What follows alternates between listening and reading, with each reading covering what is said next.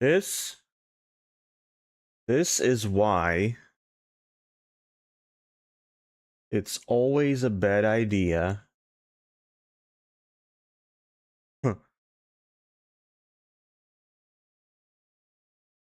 to install video like graphical drivers while you're live. This is why. Of course, it fucked my entire thing out. Of course it did that. My entire thing out. OBS just said, see ya. We don't give a shit about any of it. Okay, 20.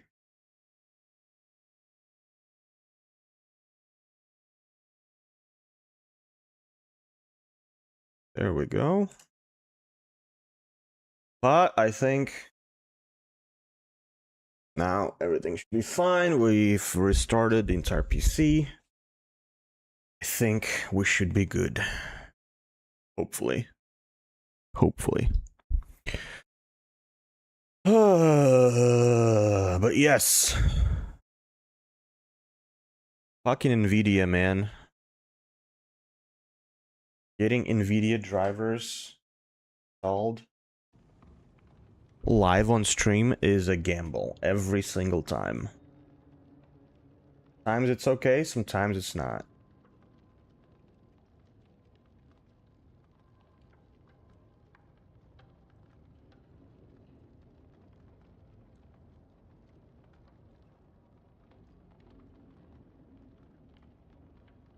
We good now?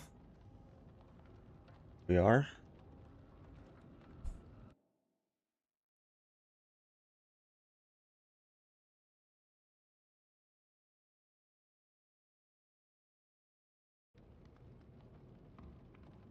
Come on, game!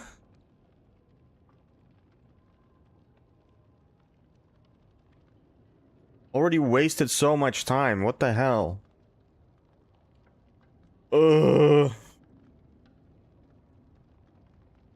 I also hate when shit like this happens when I'm streaming at night.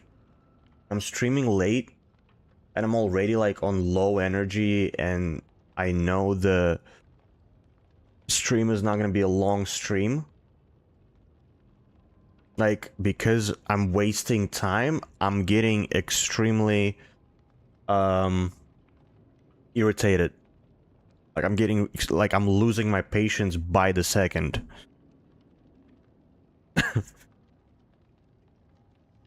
And when it's an accumulative effect like that, first I was fucking around with just trying to fix such a simple thing as a timer.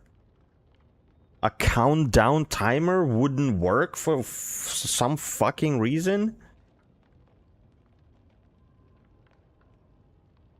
And then the game kept crashing, and then NVIDIA drivers just collapsed everything. Oh, I am not having a good time right now. I am not having a good time right now.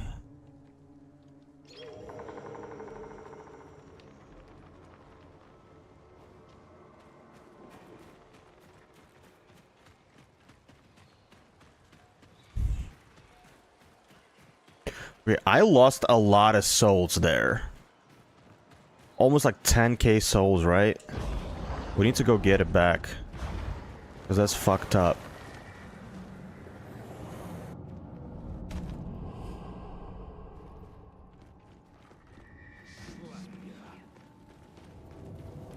Thank you.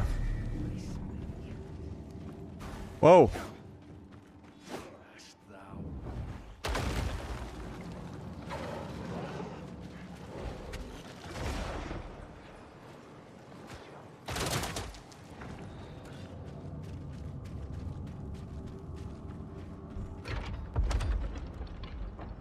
Okay, much better.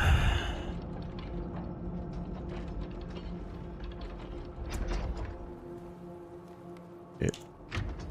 Send it back.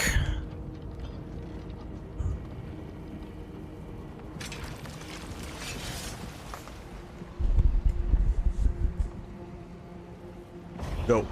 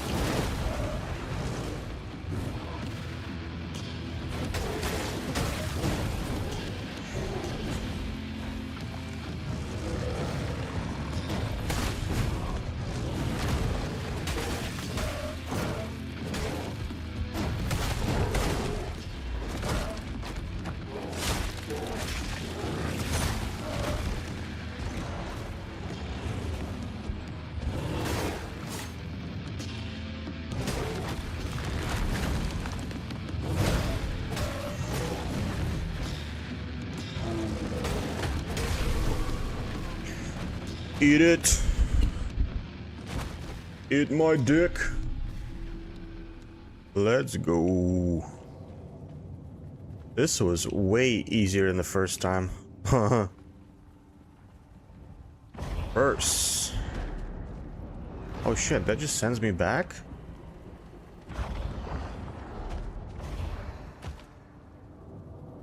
What?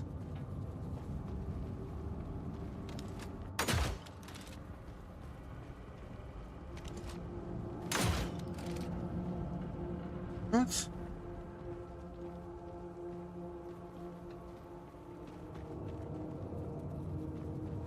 No way it's just sending me back there.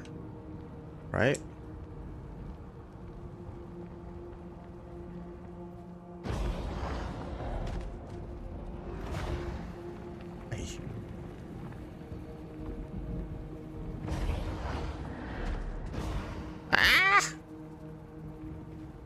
Shit, is there no way of avoiding that pit? Come on. Come on. Really?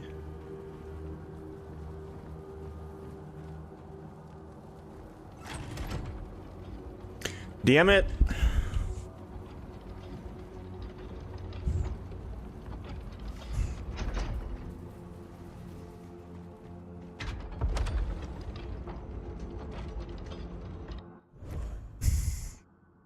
Okay, we got what?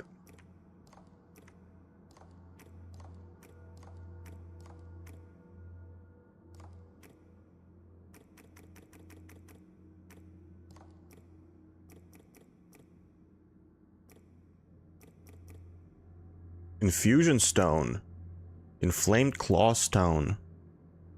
Infuse your weapon with burn. Ooh. And it only works with a double-handed axe. That sucks.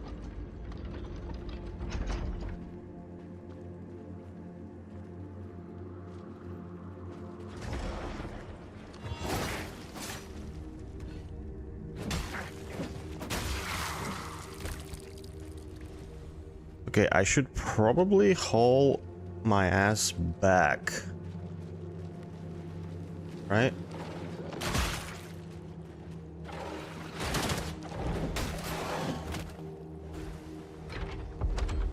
Right over here.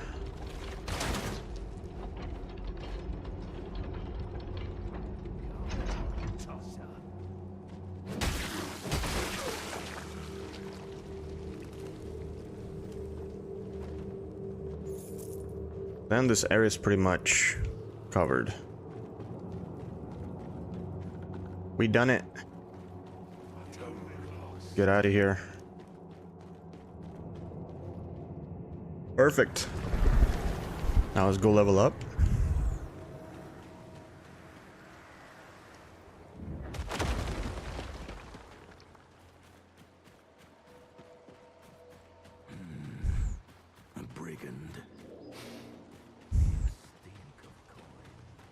Let's go level up.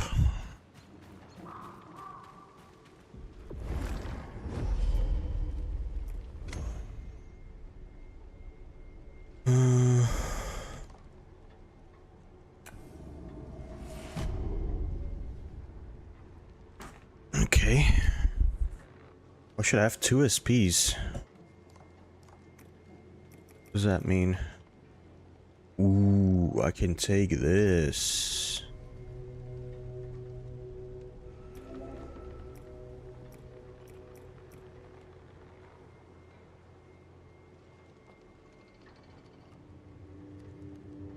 Or I can wait to get, I think I need 1 more, what is that called?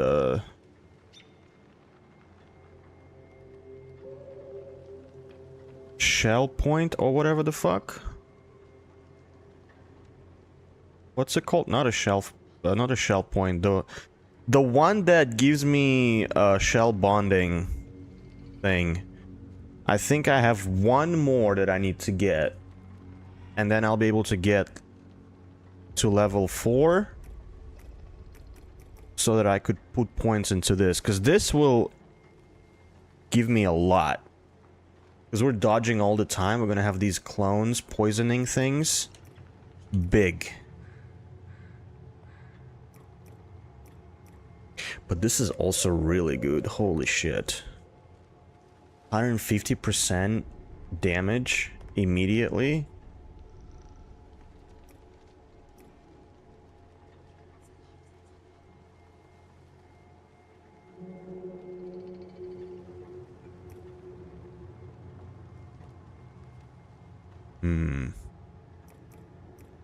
Even this is good. Fuck me, dude.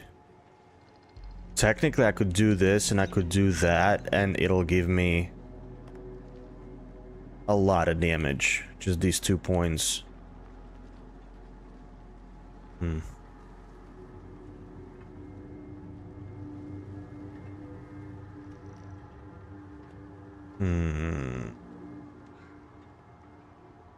Or we just do this.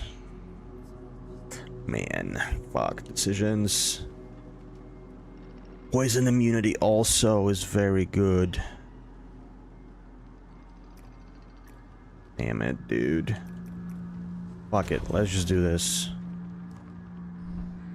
I made my decision.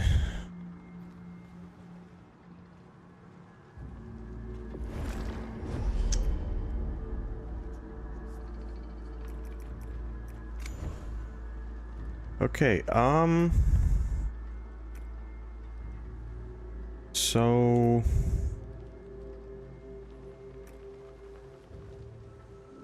Blackridge Pass. Actually, let's go back here. I feel like, let me see if I discovered everything around that area. Maybe I've missed certain things. What is this, for example, you know? Oh, I see a gate. Oh shit, I see a gate. I see another gate over there.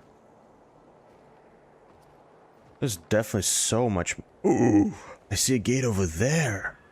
What the fuck is this? Dude, there's so much to explore in this game. I fucking love it. It's so cool. Was it this way? This is where I fought my first guy. Did I completely miss this part? Holy shit. Oh my god. I don't even want to fight these dudes. But they want to fight me, I guess.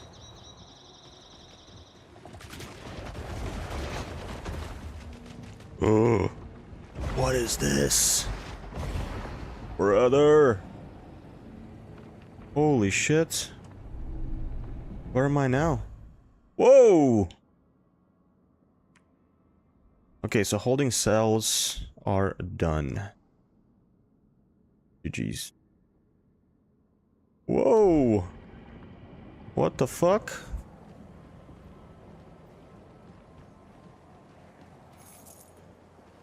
Wait.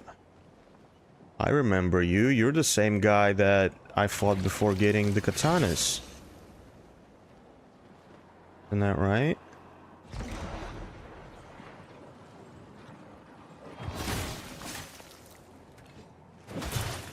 Damn, that does so much damage now. Holy shit. Motherfucker ain't shit anymore. Holy, where am I going? Where are we going, bruh? What are these places? Another coin? Alright. What? Where? Oh. Oh.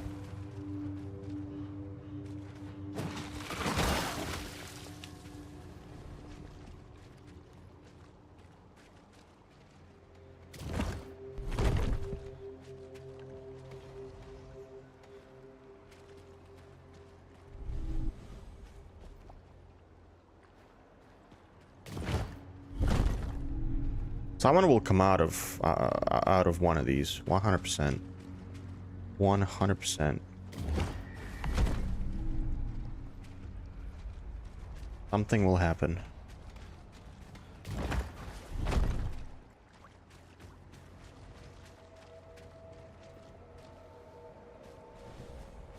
This looks like a ritual. Some kind. Whoa. Look at all these motherfuckers. A chest. I won that chest.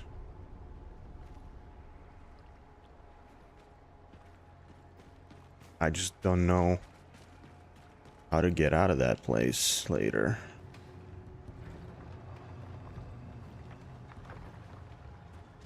Well, maybe it'll be fine.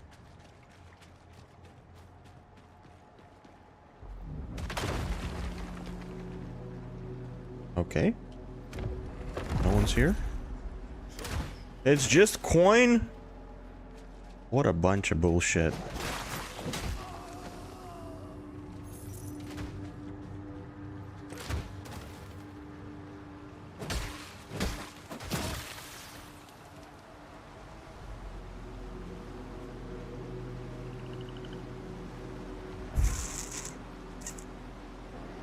Damn.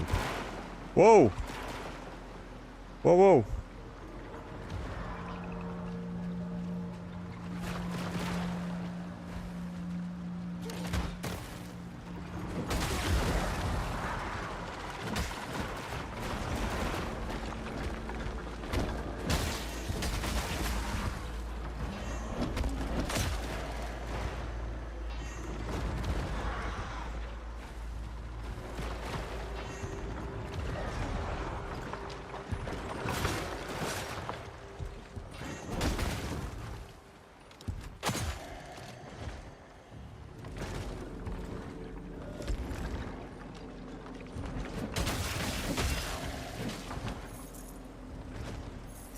Yo, I'm actually destroying things over here.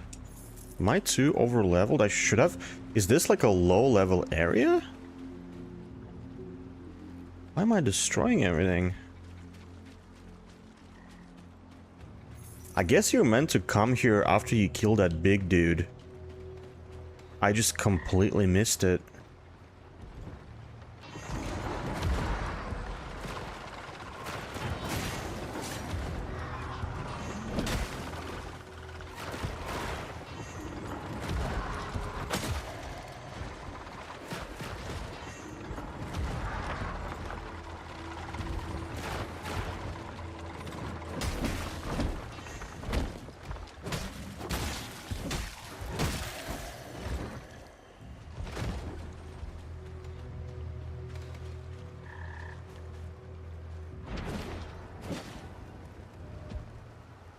Oh shit, scared the shit out of me. Wait, what I really want to do is maybe put moonshine on?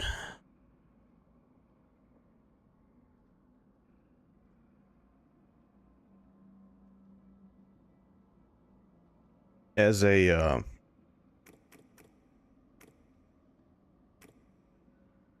as an active thing, just to get resolve back. So I'm running out of resolve really quickly, and it's sometimes annoying. But if I do this, bam, that's nice.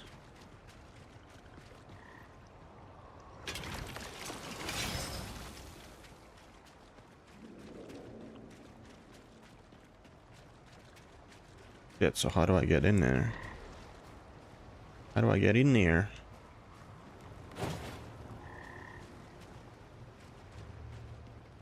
I want to get in there.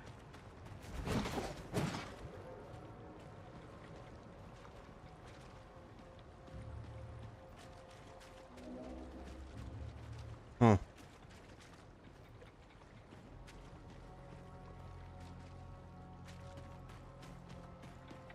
Huh. Really? What if I shoot the cross? No?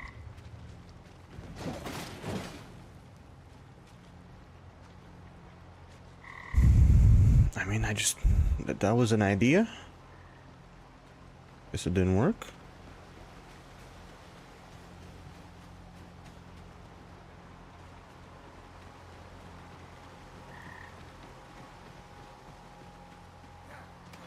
Excuse me, pardon me, excuse.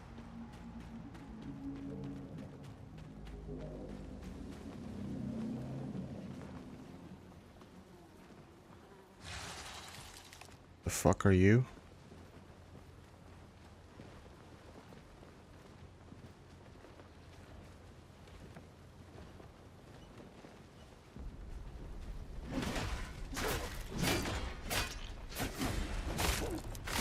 What an asshole.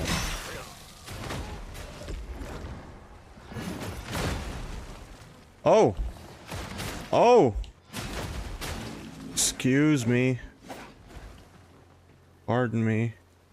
No. What's going on? What's going on? What's going on, game? Fuck, game.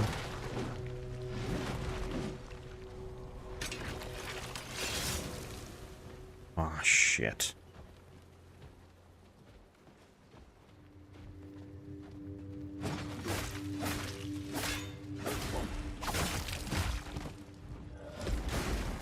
Oh my god. My god.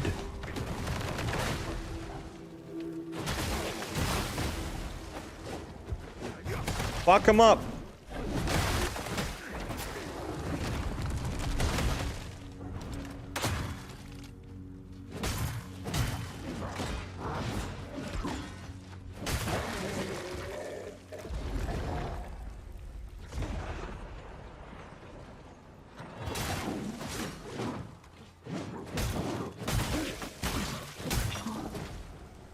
I'll fuck you all up, bitches.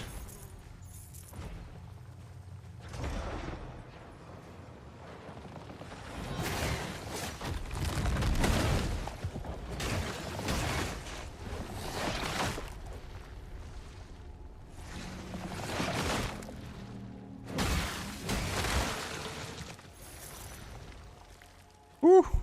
That was close.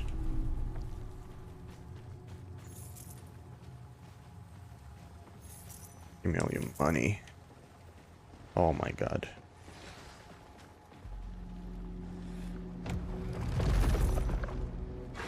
More money. I don't want to fight that bitch.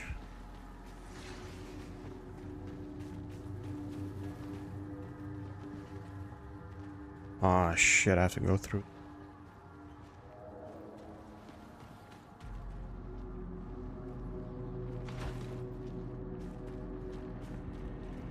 Is this the correct way?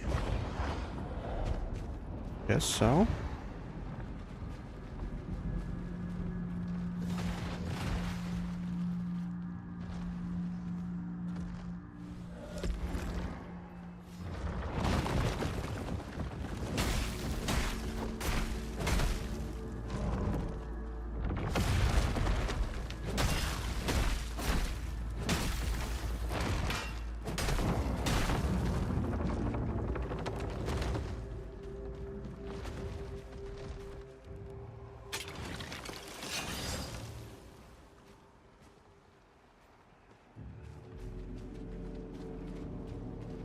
The hell is happening here? Excuse me?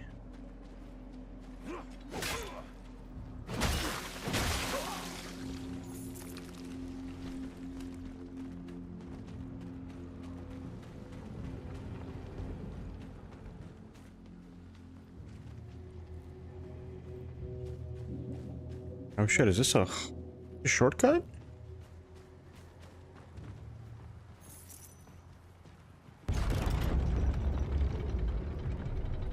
Oh damn. Oh god damn.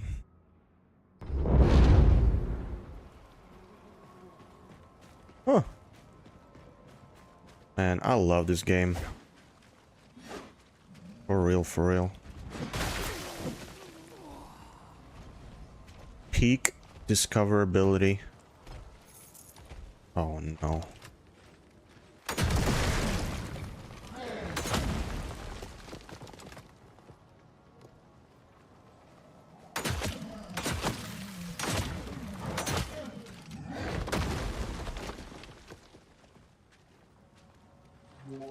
Dude, you're gonna blow up. Ah!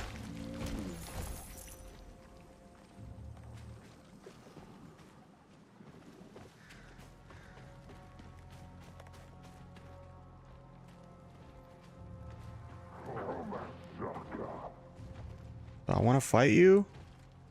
I kinda don't want to fight you, dude. Oh shit! Beacon! Beacon! Shh, shh, shh, shh. Beacon! Everyone, calm down. Let's go! Holy shit. Let's cleanse it.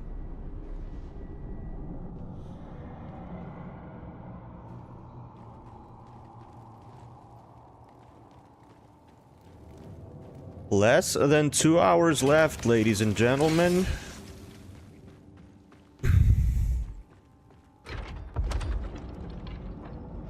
Question is, do I want coffee? I already had 2 coffees today. And you know, and I know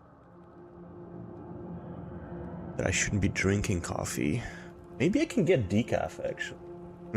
Okay, let's cleanse this shit, and then... and we can order. Okay. Okay.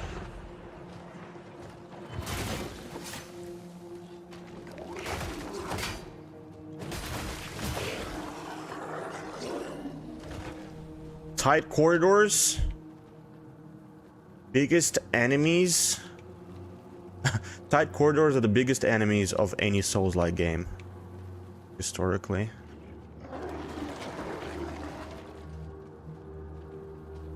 Come on, come closer, bitch. Come closer.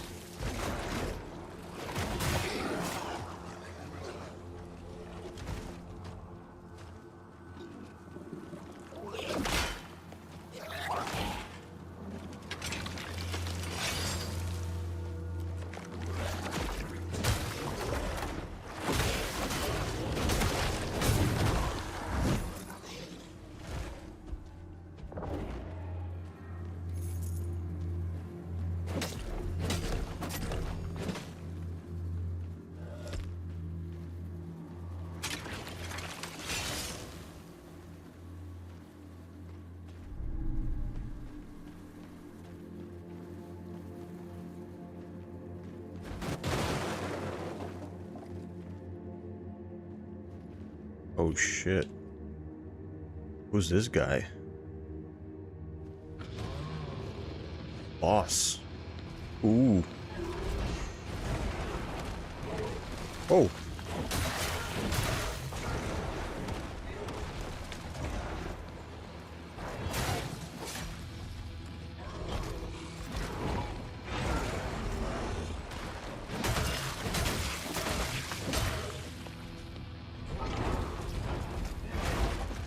Oh. Jesus.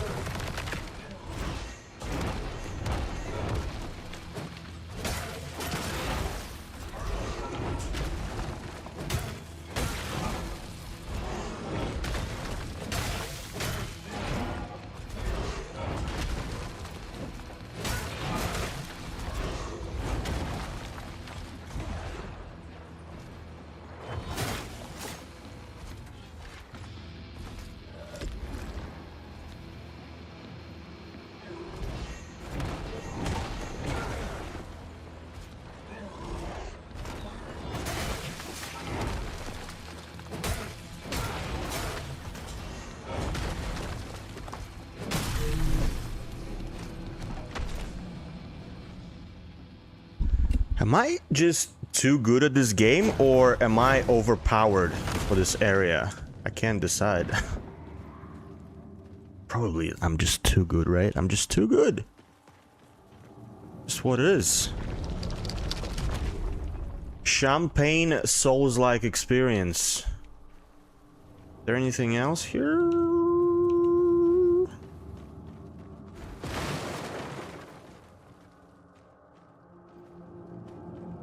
Oh, no secrets. Oh my god. Helm's Deep. The asshole of Helm's Deep.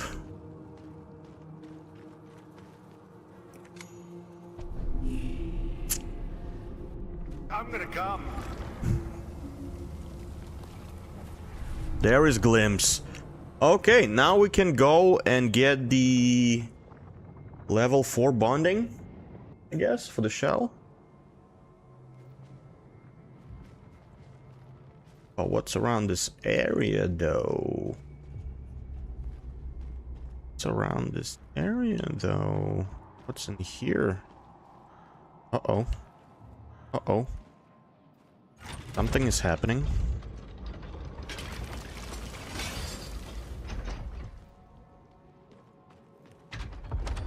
What is this?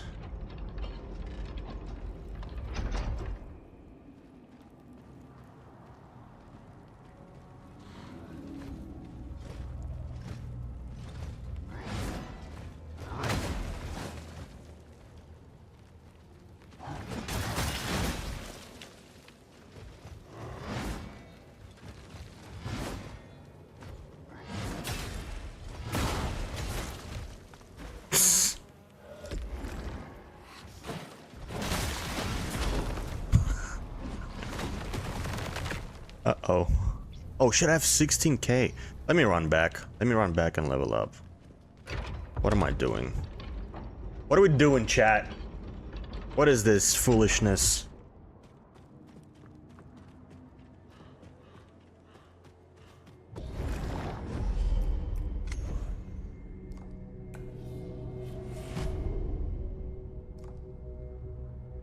Now I have a point as well, which means...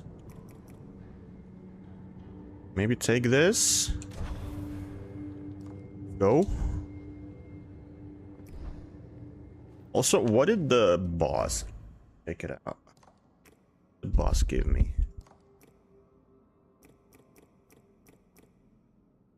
Voltaic Crown. Infuses weapon with lighting. Ooh, and it's for the katanas. Well, shit. Well, shit. How are we doing with this one? We're almost at level 2. Come on. We're almost there. But these ones. Yo, what? Why? What? How do I not... oh, I'm not using that. Okay, there you go. Then I have experience here. I was gonna say, I was looking at this and I was like, how do I have 0 experience? What about these? Damn, they're all 3,700 experience. And the thing on the right is not even moving. That's crazy. That is crazy, because I really want to get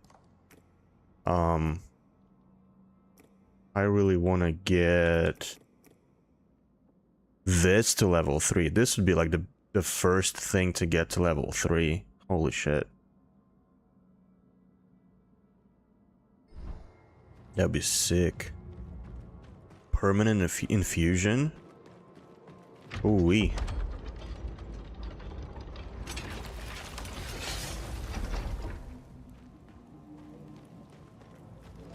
Okay, let's see what this is all about.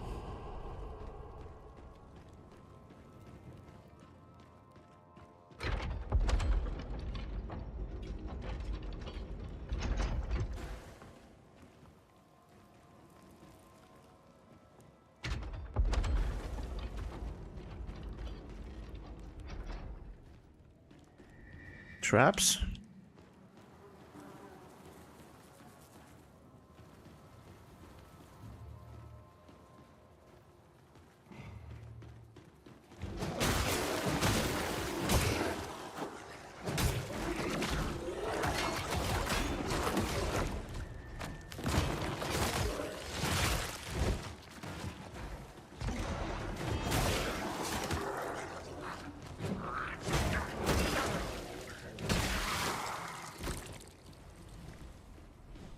Okay.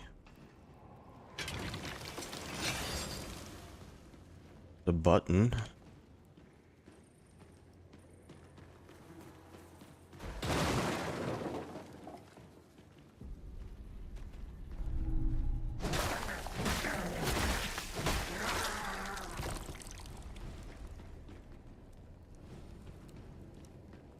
Wait.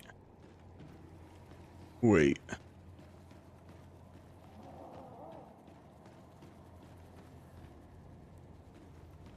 Uh-huh.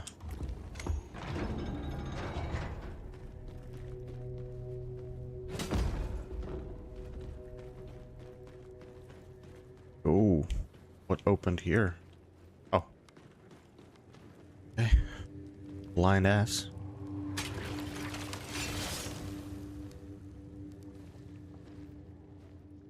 I still haven't tried my ultimate yet. Let me try it on the next enemy. See what that's all about. Not on this one.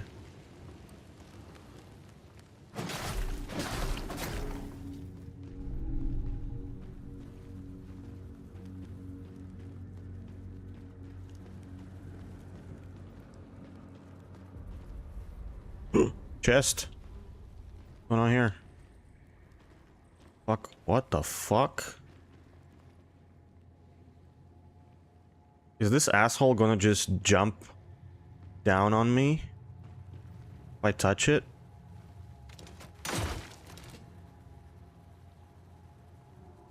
Huh? Duality stone. What is that?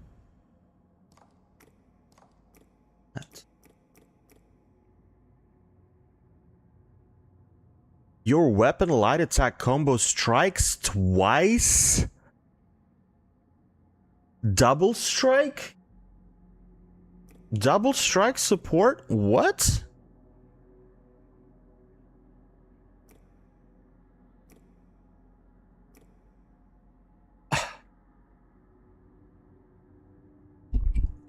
Every first attack strikes twice? I feel like that's better than having a crit every 6 attacks.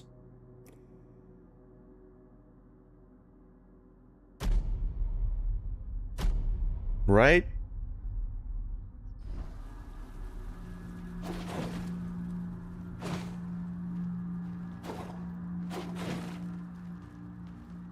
You can hear it, right? You can hear the double tap. Oh, that's so good. It literally just added another hit to my string.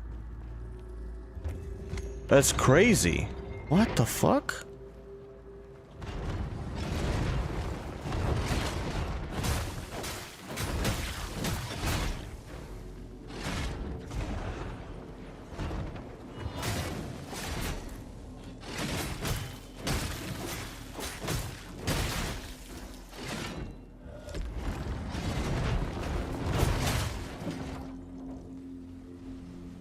That's insane. Oh shit, I forgot to use my ultimate.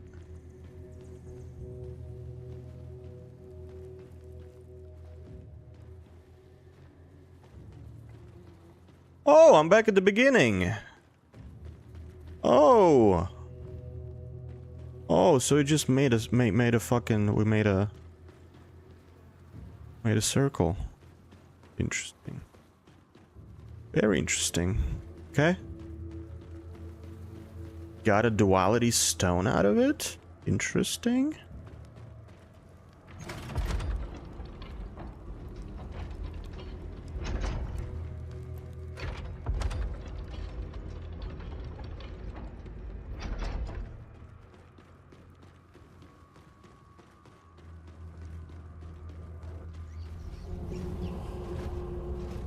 Okay, now I want to try it on this guy.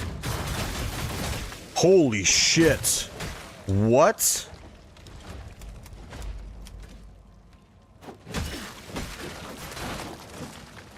What?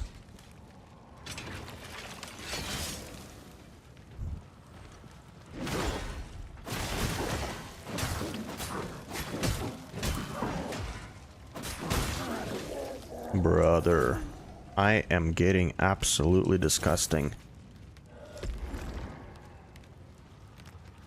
Who's gonna stop me now?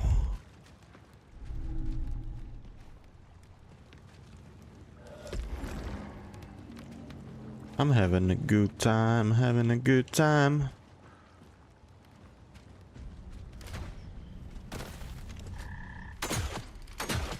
Can also do that, man. Bitch ass.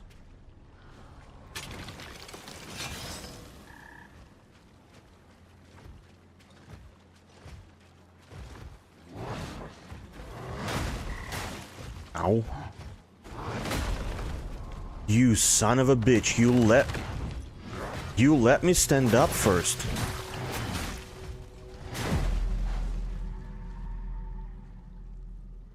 Oh, this bitch. Oh, this bitch.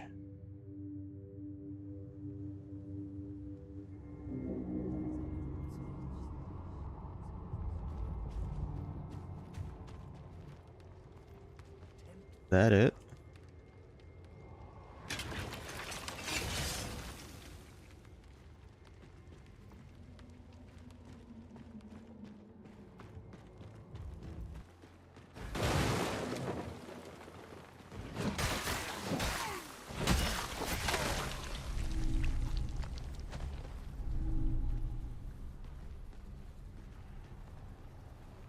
What is this?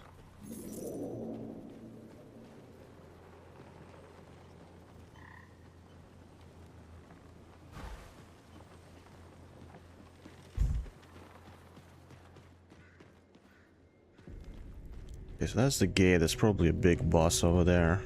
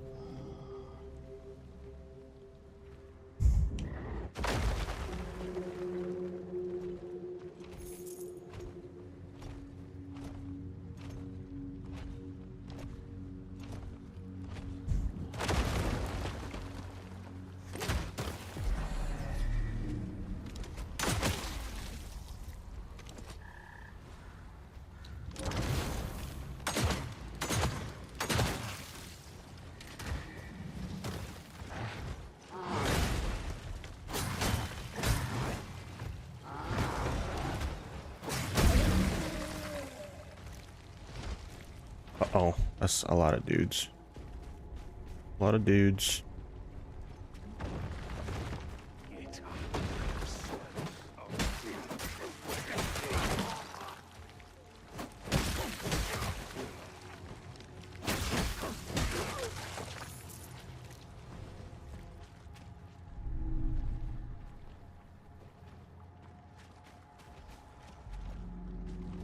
Oh.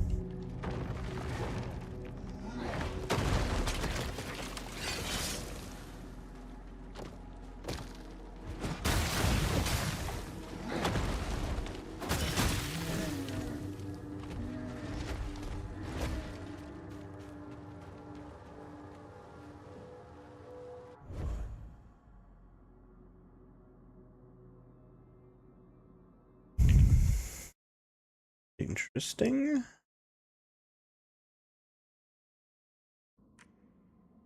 Very. Need to find the bird. Where's the bird?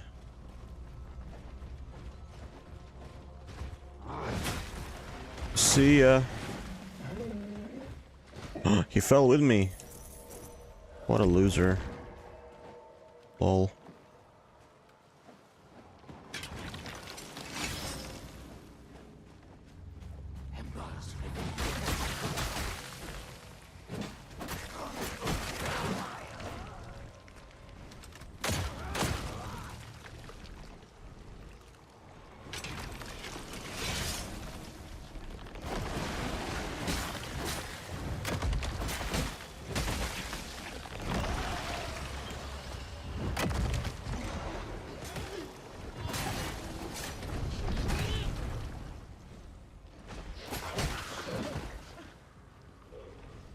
Oh shit, is this some sort of sacrificial pools?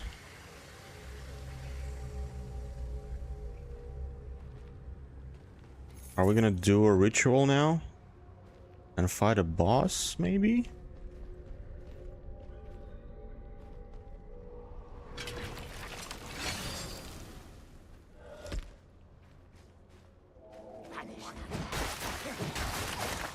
Uh-oh, uh-oh. Dude, why are they doing so much damage? That doesn't make any sense.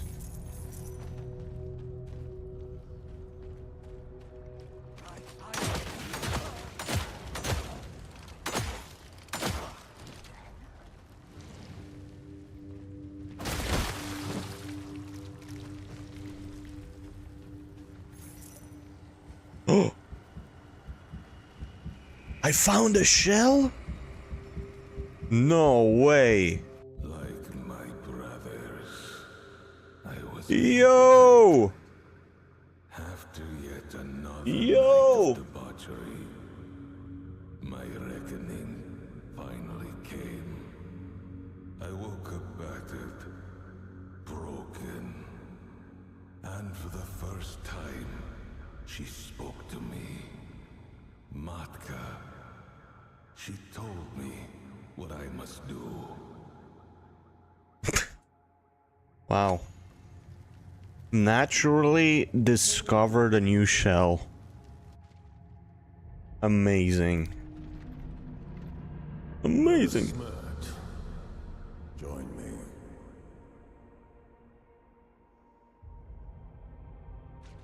Have you ever spoken to her? I pray each day. And? I am a humble vessel of Matka's will, as are you. Who's this dude? Oh, it's one of those big dudes. Well, I spoke to her for the first time. Truly, I can show you. But it will be unorthodox. Huh. No? Tell me, would you strike a brother if Matka willed it? This is absurd, Brother Smirt. Is it? Strike me. I will not indulge your madness. Fine. Then I will encourage you. Strike me. Stay your hand, brother. Or else. Or what will you punish?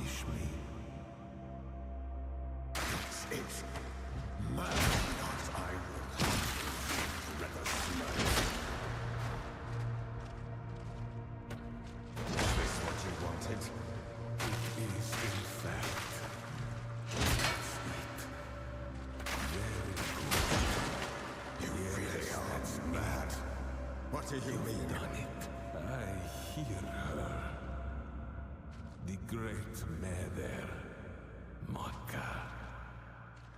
She's here. She says I must humble you, too. Oh, this guy is a nutcase, huh?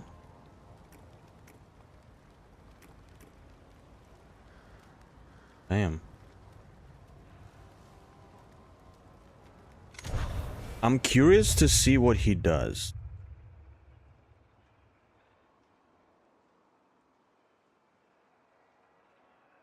Oh, what the fuck is this? Smirt sacrifices half of his health to hold time and enter a fight stance. Unarmed attacks inflict chaos, detonating when time resumes. Extend Miracle into overtime by sacrificing additional health. At 10% health or lower, Smirt has Faith. While in this state, melee attacks regenerate additional resolve. Yo, this guy is crazy.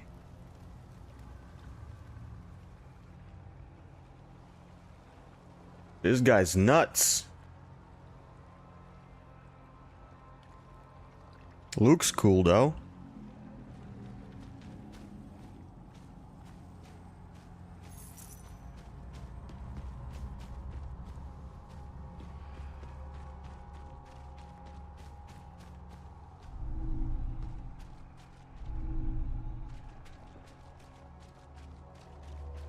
Okay. I think I should go back.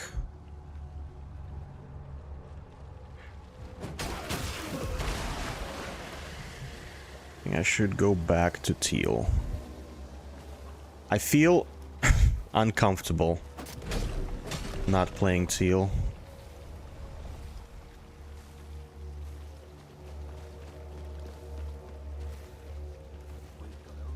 Uh-oh.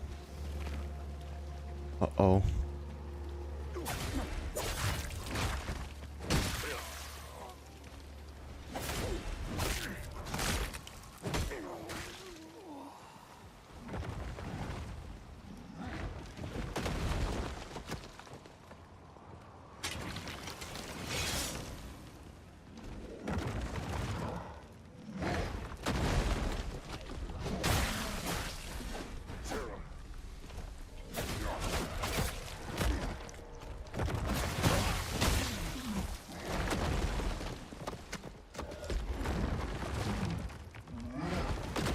Wait, hold on. Let's try this.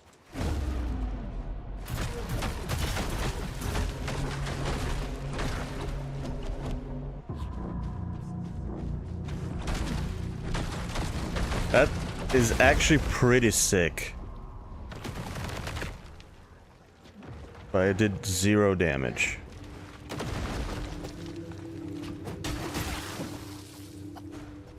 It did 0 damage.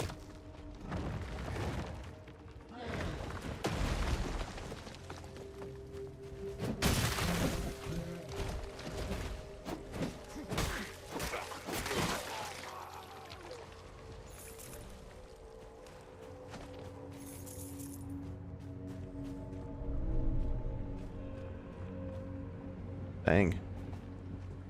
Alright, I was looking for the bird. Where's the bird?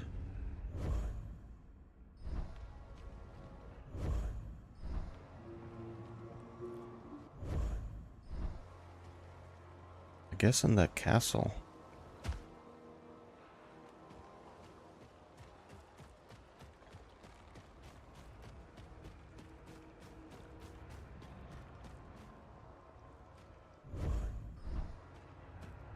Get the map, dude.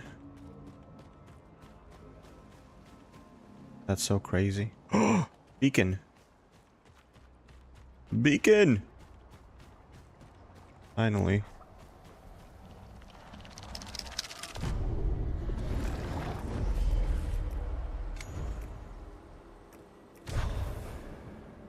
Thank you.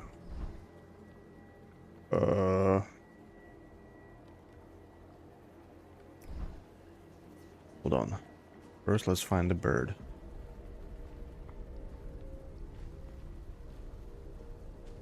There he is.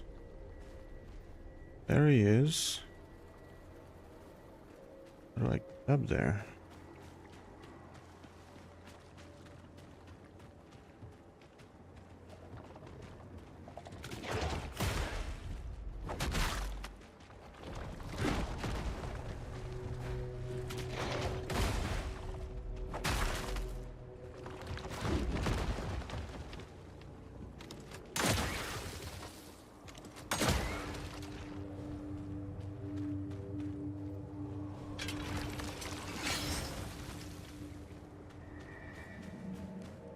The Hag's Path.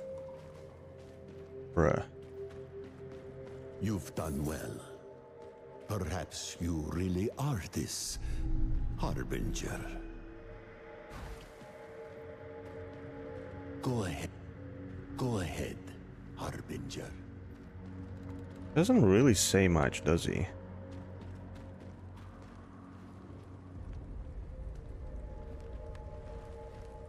What are we looking at? What are we looking at, chat? Oh, Jesus! What the fuck is wrong with you?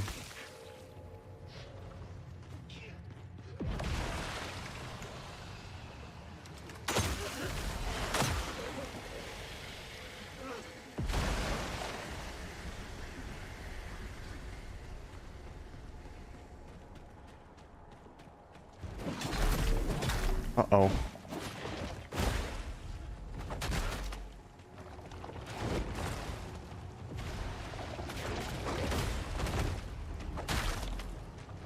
I don't know what and how I'm doing this.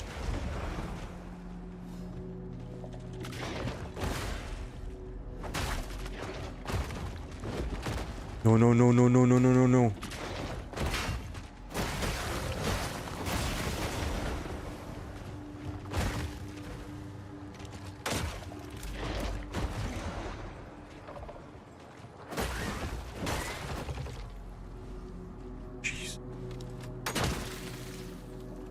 Jesus.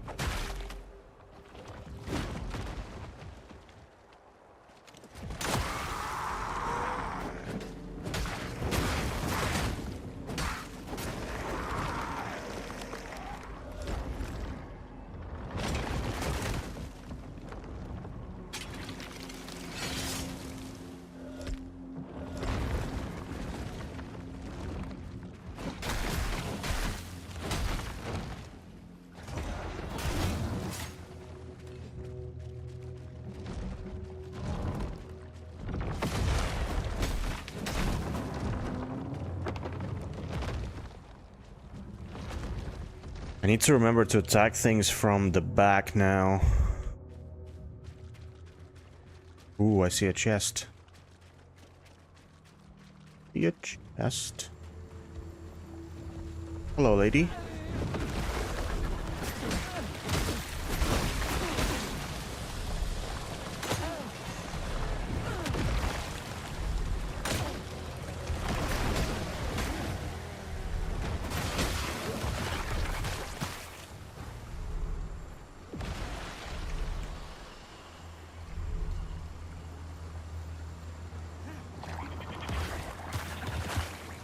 Oh.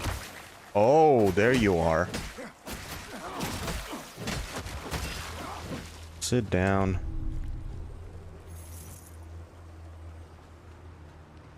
Ah, shit.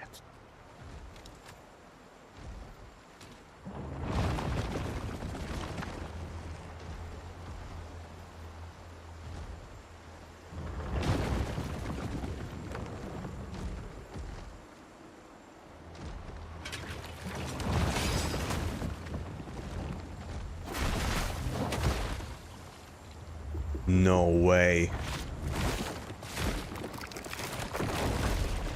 No way.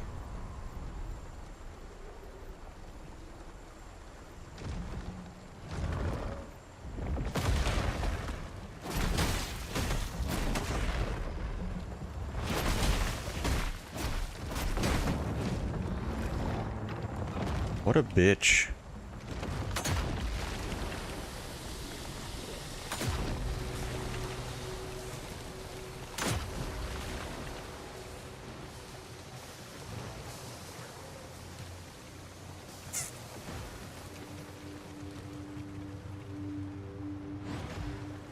We done here?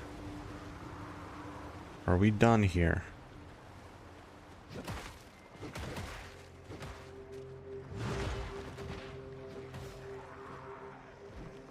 Okay, how do I get there though?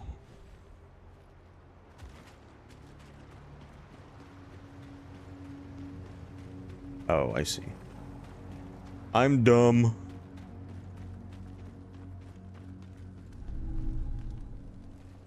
Okay.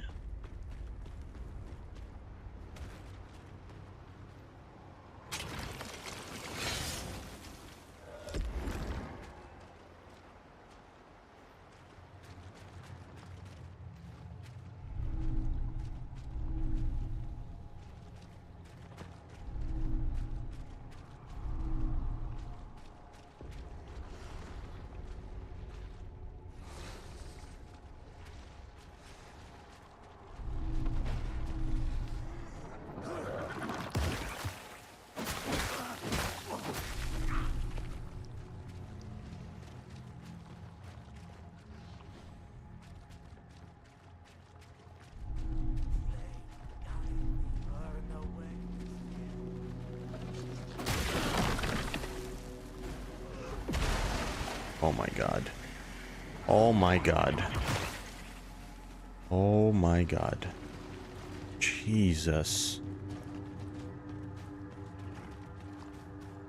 Get me out of here.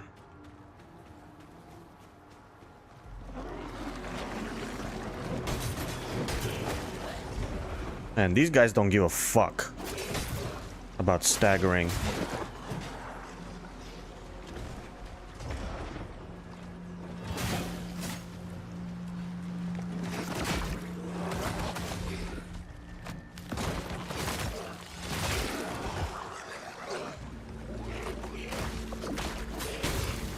Uh-oh, uh-oh, uh-oh.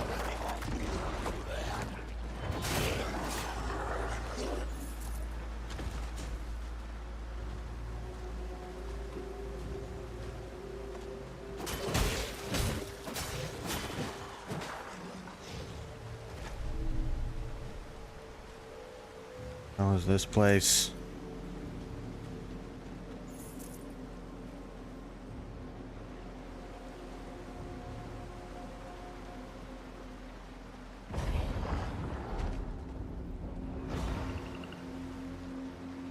Oh. Oh. I see.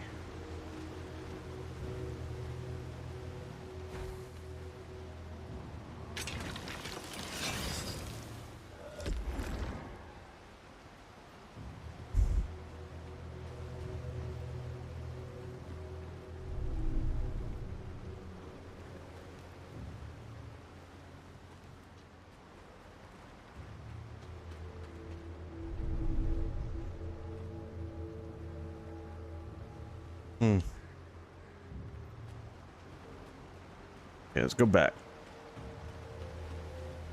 Go back. Try to clear this shit out.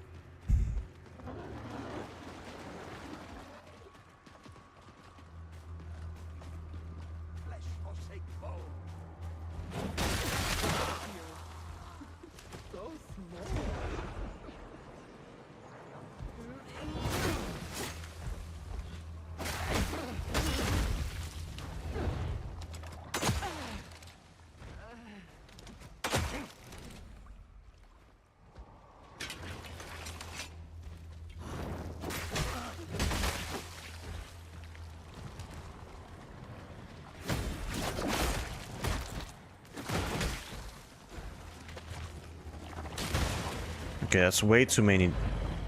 It's way too many. Oh my god.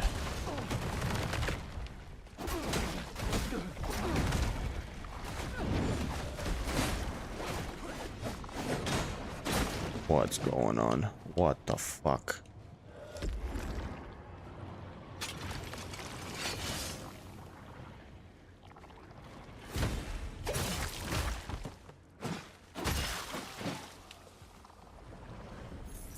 All the worst guys.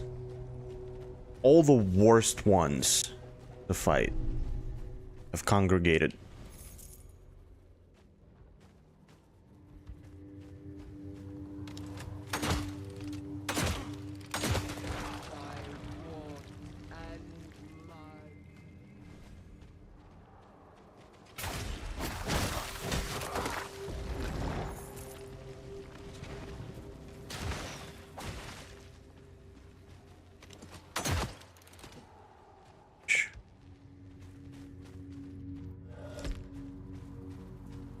Have no heals left.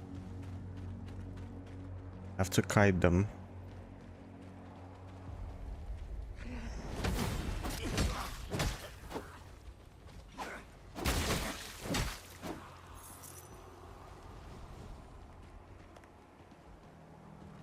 Come on, bitch ass.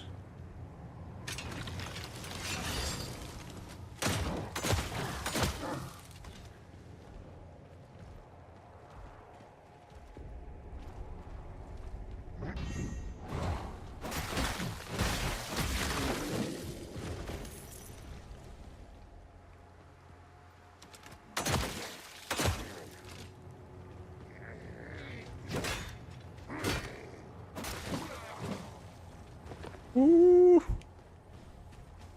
One by one.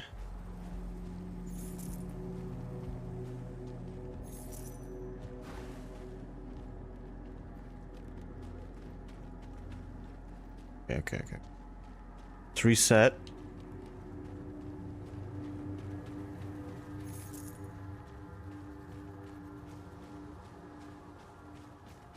I have no resources left.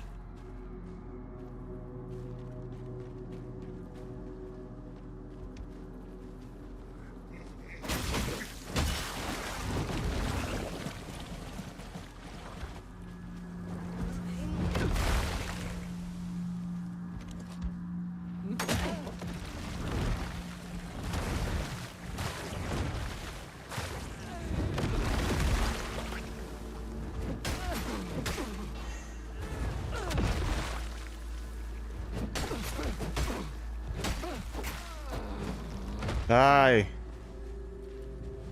Die, you bitch. Okay, how do I open you now?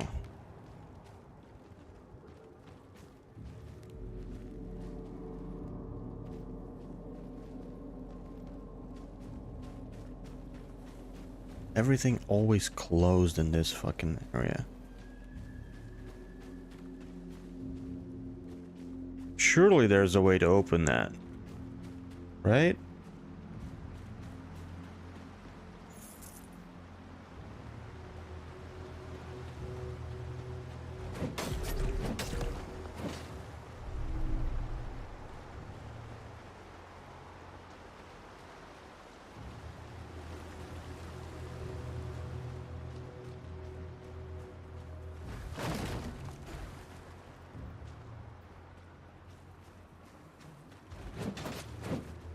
Whoa.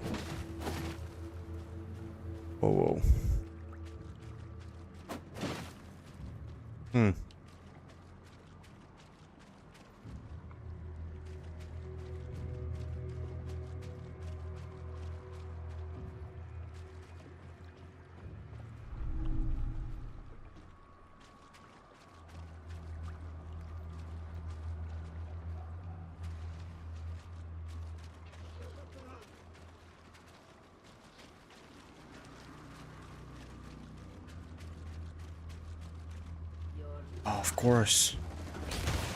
This lady.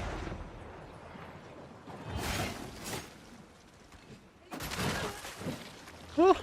Whoa! Where'd you come from?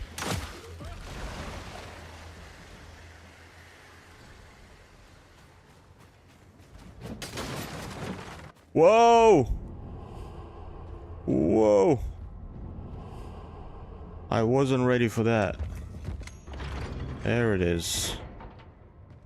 There it is. We're doing good, we're doing good. Wait, I wanted to order coffee like an hour ago. Now we're in the next dungeon and wait. Where is the nearest beacon? Right here.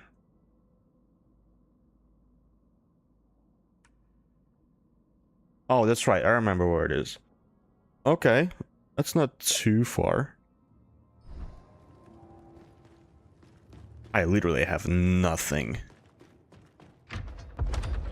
I'll die so quick.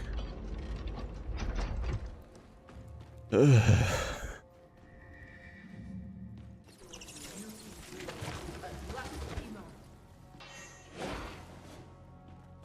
Okay. Yep, I fucking told you. Look at the goddamn camera.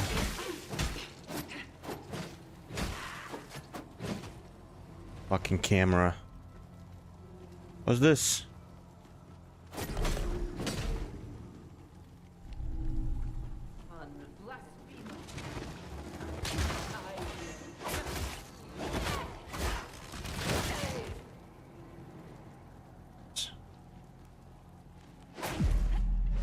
Dude, what a line of sight. What a dumb, shitty camera.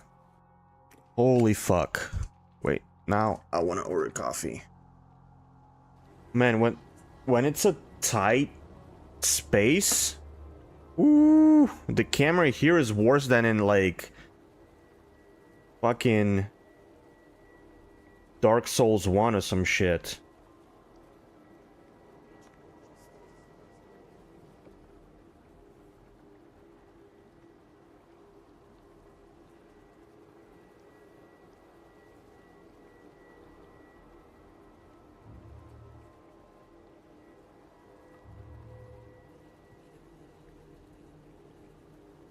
Okay. Coffee. Probably decaf, right? I'll just get decaf. Is what it is.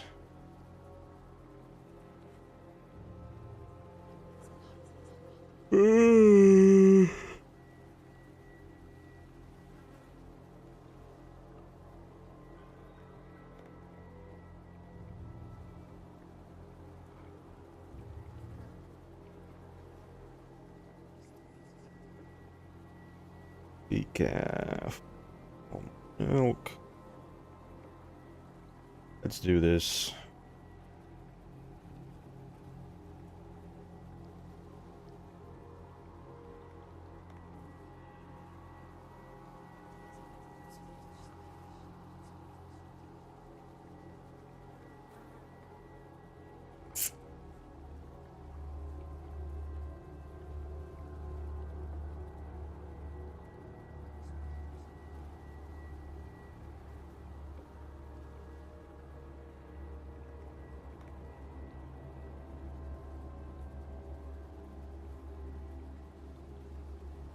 Hold on, chat. Just reading the messages.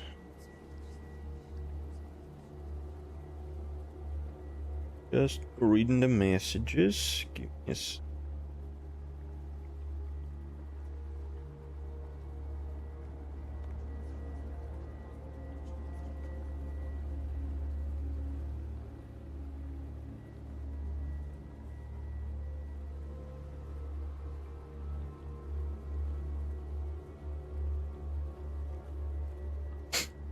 All right.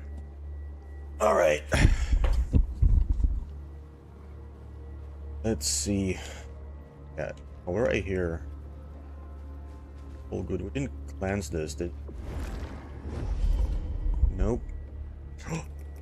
Pearls. Mother's pearls. Mother's pulse. Yes, please. Yes, please.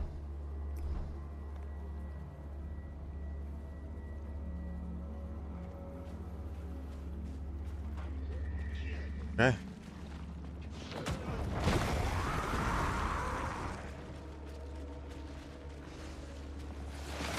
Running, running, running. Running, running.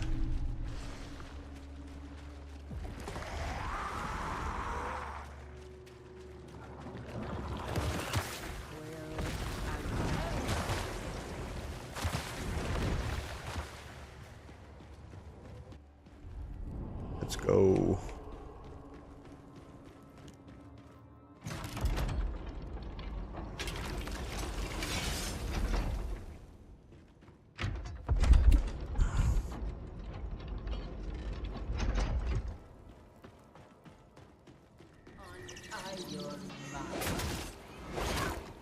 Oh wow, she beat me.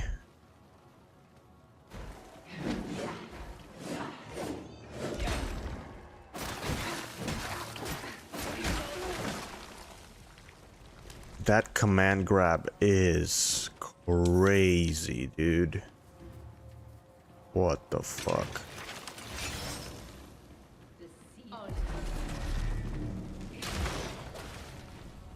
On your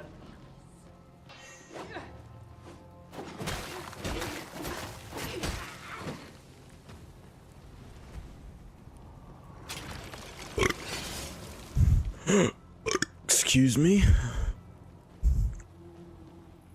Whoa. Oh my god, I kept doing the fucking special and...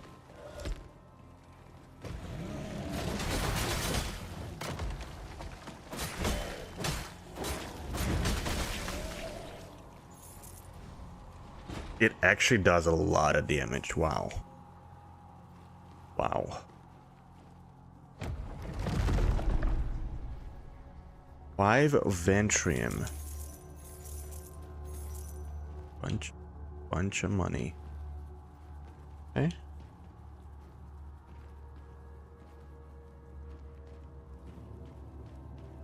That it? That it? That seems like a flaccid dungeon. After everything you have to get through to come here? What the fuck? Almost like it's not worth it at all.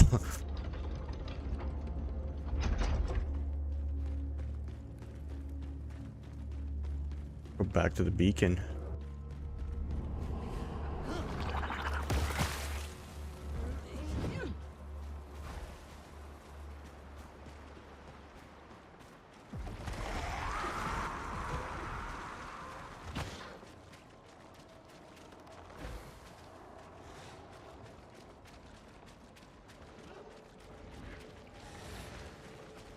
Here.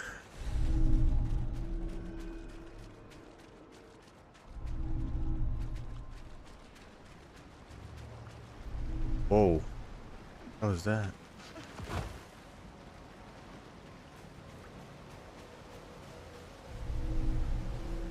Tooth of Noct. Who are you?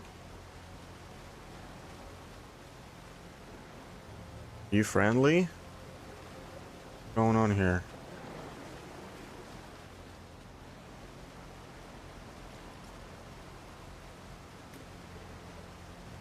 Oh! Oh!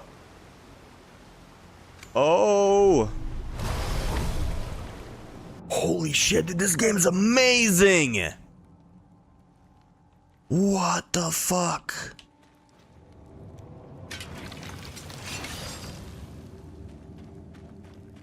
This game is amazing. Oh my god, I'm so hard right now. You guys wouldn't even... You guys wouldn't know. I am fully erect. This big ass... nasty ass egg.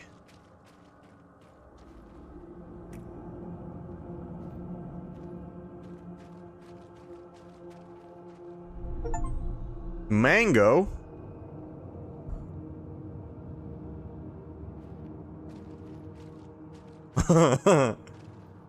It's a mango? That's crazy. This also gives me Millennia vibes.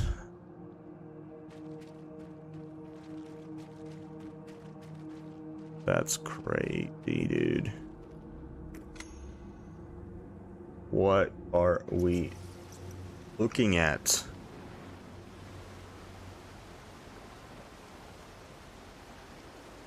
The hell was that, man? Mango restores 50% health instantly.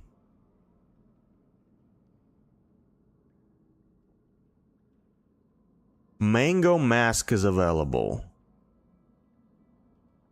What?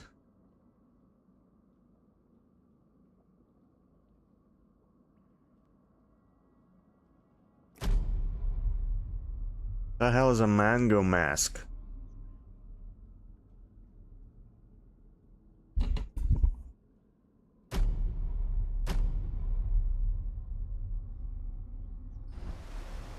What's a mango mask?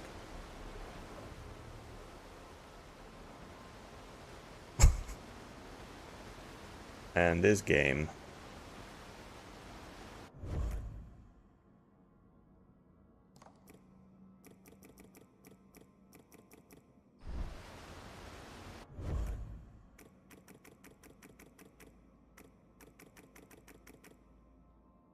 Insane.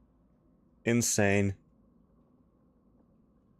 Can be used one additional time per rest. Your melee hits have 3% chance to summon Grisha. The chance to summon Grisha is proportional to remnants found. So we have 3 found remnants, which means... what? 3% chance?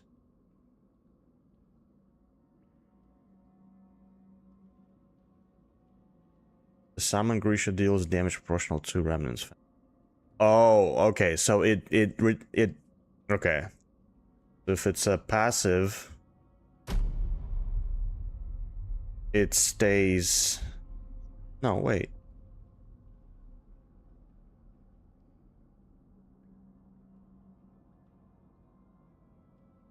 So then the third point is redundant, right? It remains as 3%. I guess they don't want to give you more percent because it's gonna be too broken or something?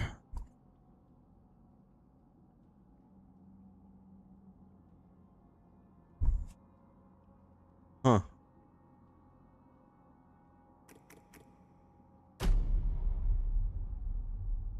Oh, what's this?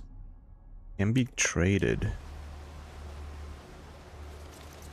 I feel like I maybe want to make a trip back to the keep.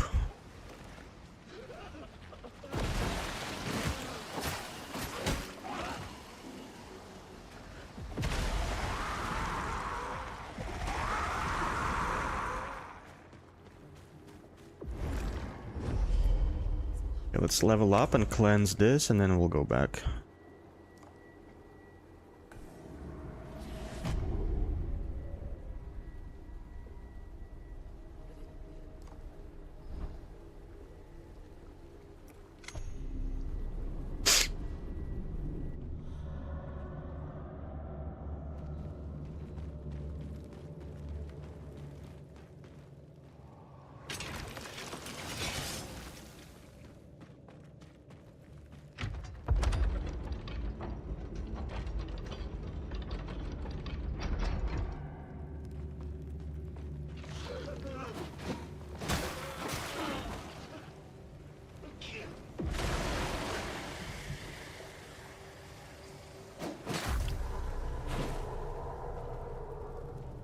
Yep.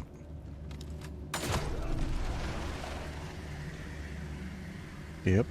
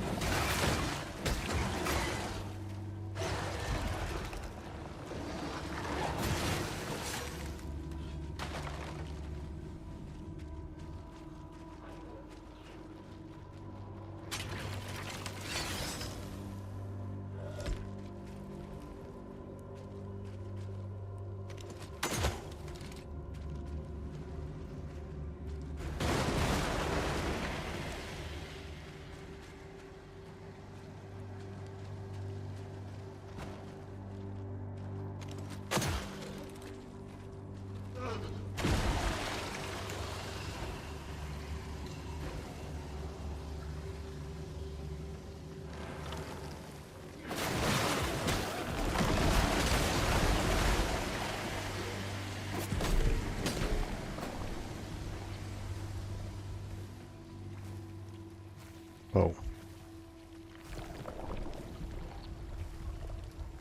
Oh. What do we do here?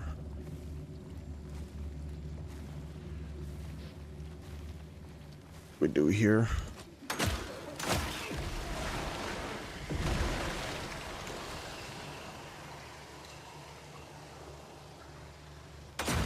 Huh.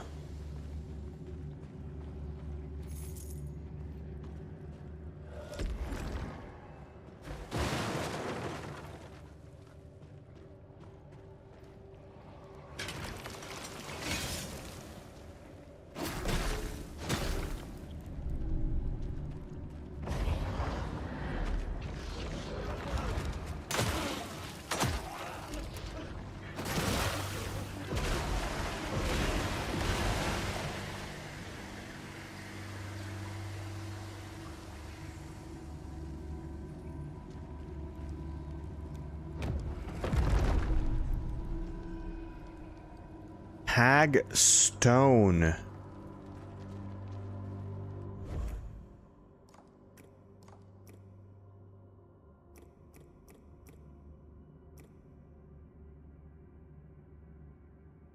A sidearm stone. Infuse sidearms with poison. What? Oh shit.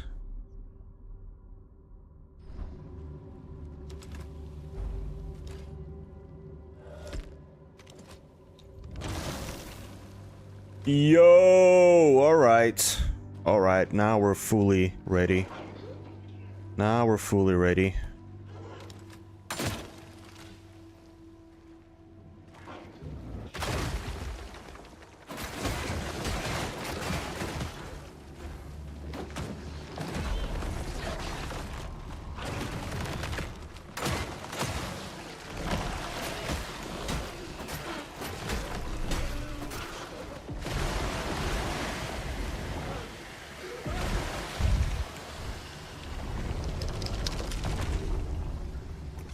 I think we handled that as well as could have expected. Another glimpse. Alright, let's go back to the Marrow Keep now.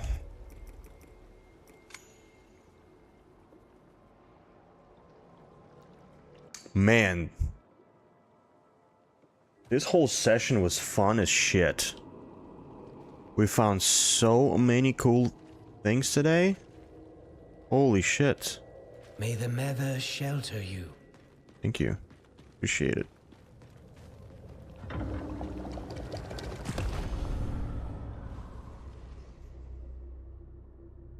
Okay. Okay.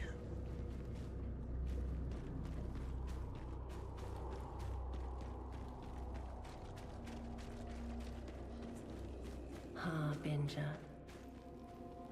Yes. My lady. Oh, damn, I have 4.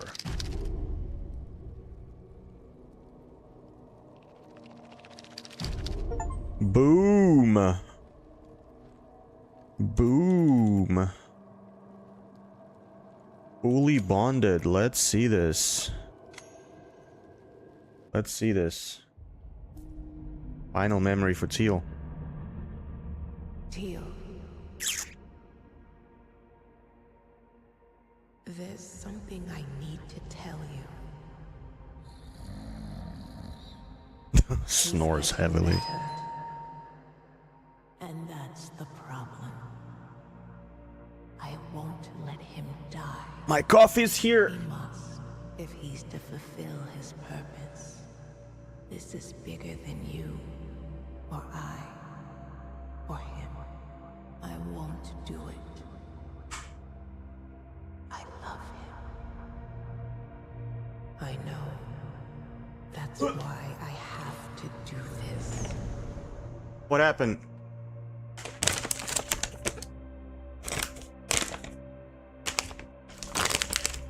What happened? My dank?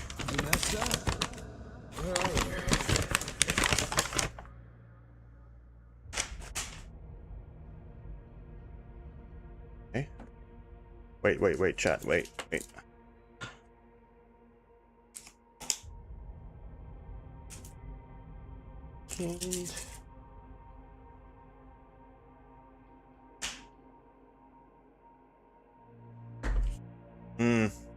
So hot, so nice. Ugh.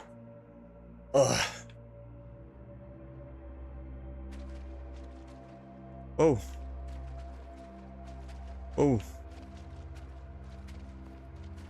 Janessa? Oh, that's right. Yesterday we established that perhaps I'm her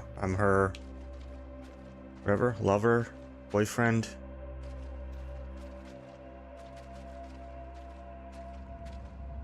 Partner. Where are you? Janessa? Are you out there? I need you. Janessa. Hello. Well, maybe it's just water. Maybe she wanted me to have this. A farewell present. She's gone, isn't she? It's just you and me now. Aw. She fucking left me, dude. She broke up with me. Old friend, you're all I need. Unbelievable.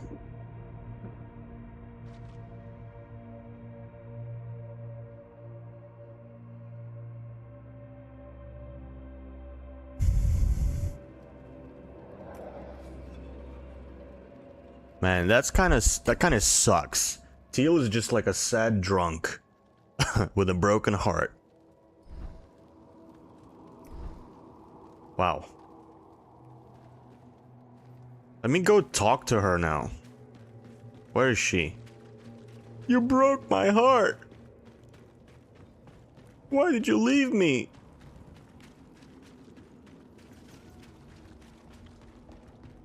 Harbinger.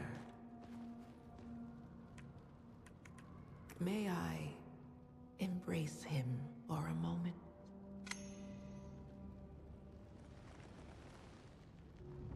Dude, I kind of...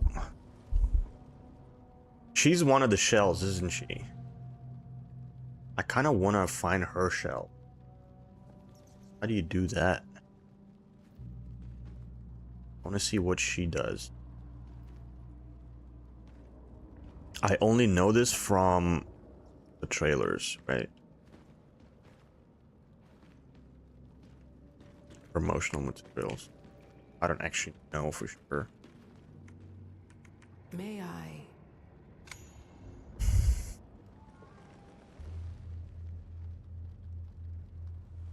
Because her like ethereal shell is not among the shells in the room, right?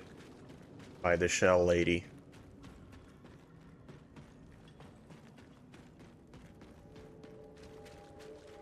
Not in this room. But there are two empty coffins. I assume one is for Teal. This, probably.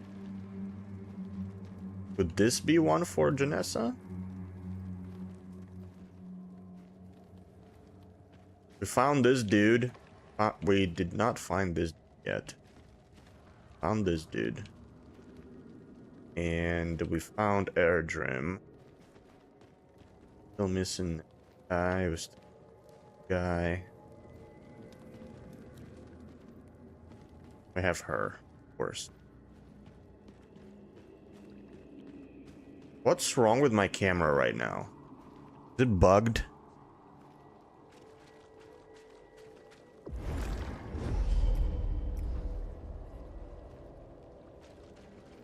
My camera bugged.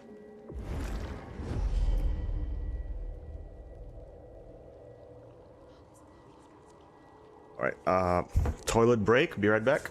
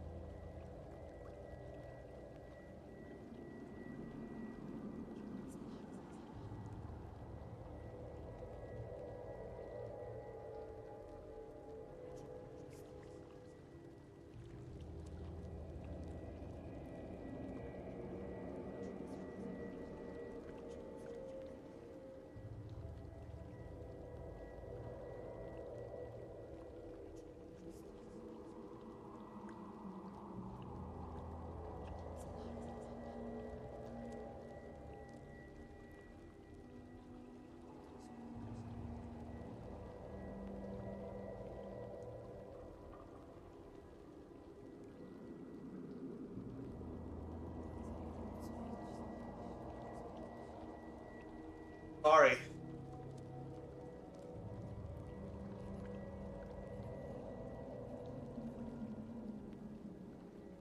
I don't know why. Oh no, I do know why. I had shit tons of Burger King earlier. And it just, I guess, triggered a bubbling fucking diarrhea. I don't know why. I haven't had Burger King in ages. I was just feeling a little anxious last couple of days, and today I was like, man, I need to feel good.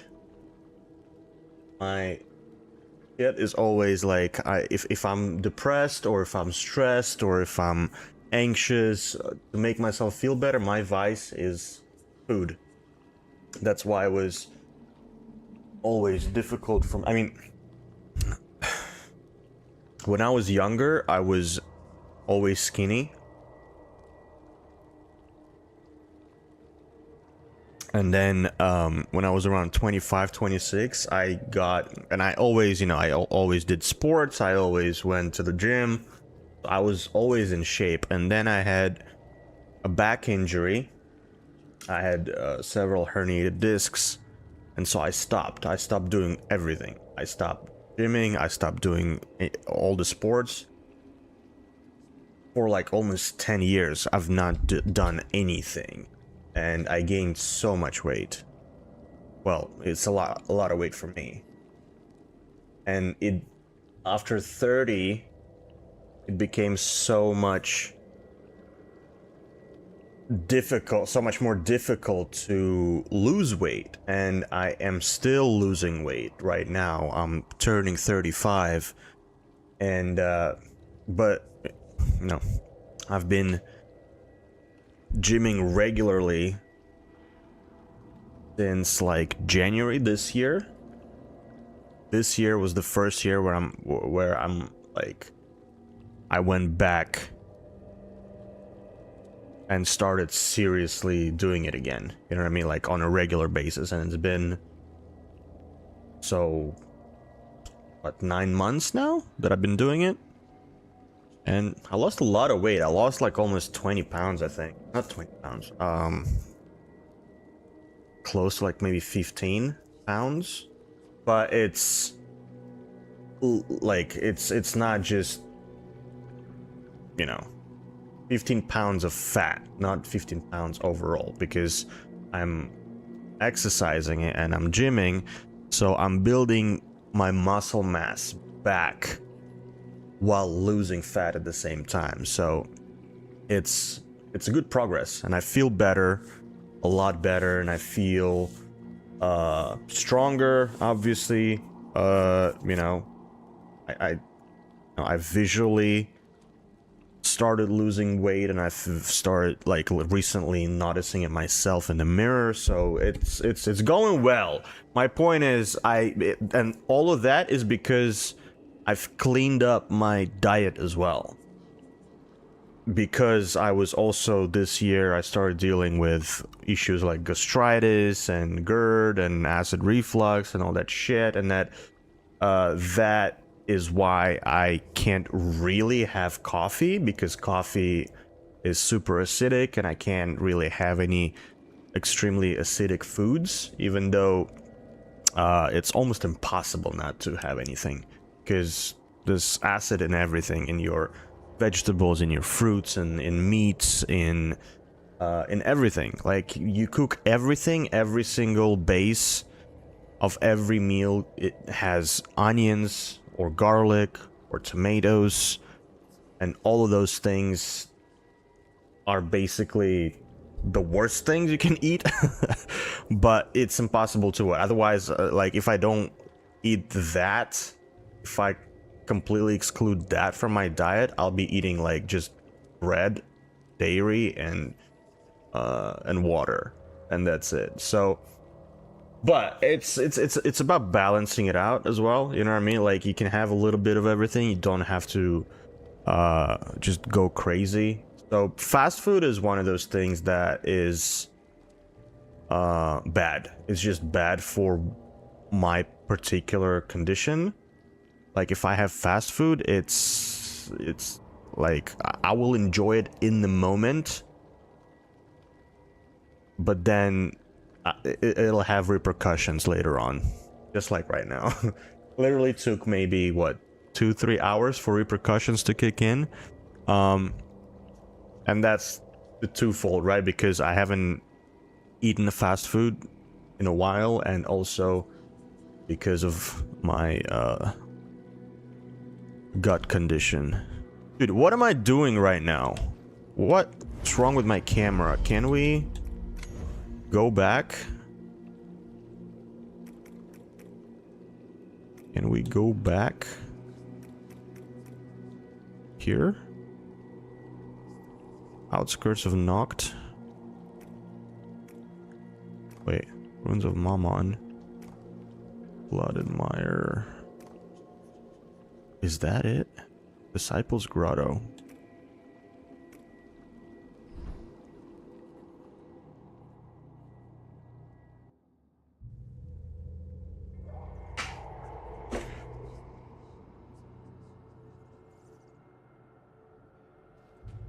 Wait.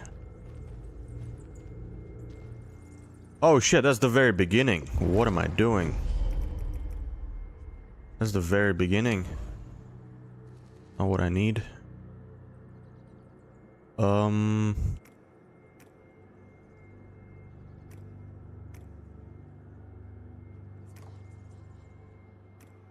Mushroom. Noctine Gate. Outskirts of Noct. Is this it?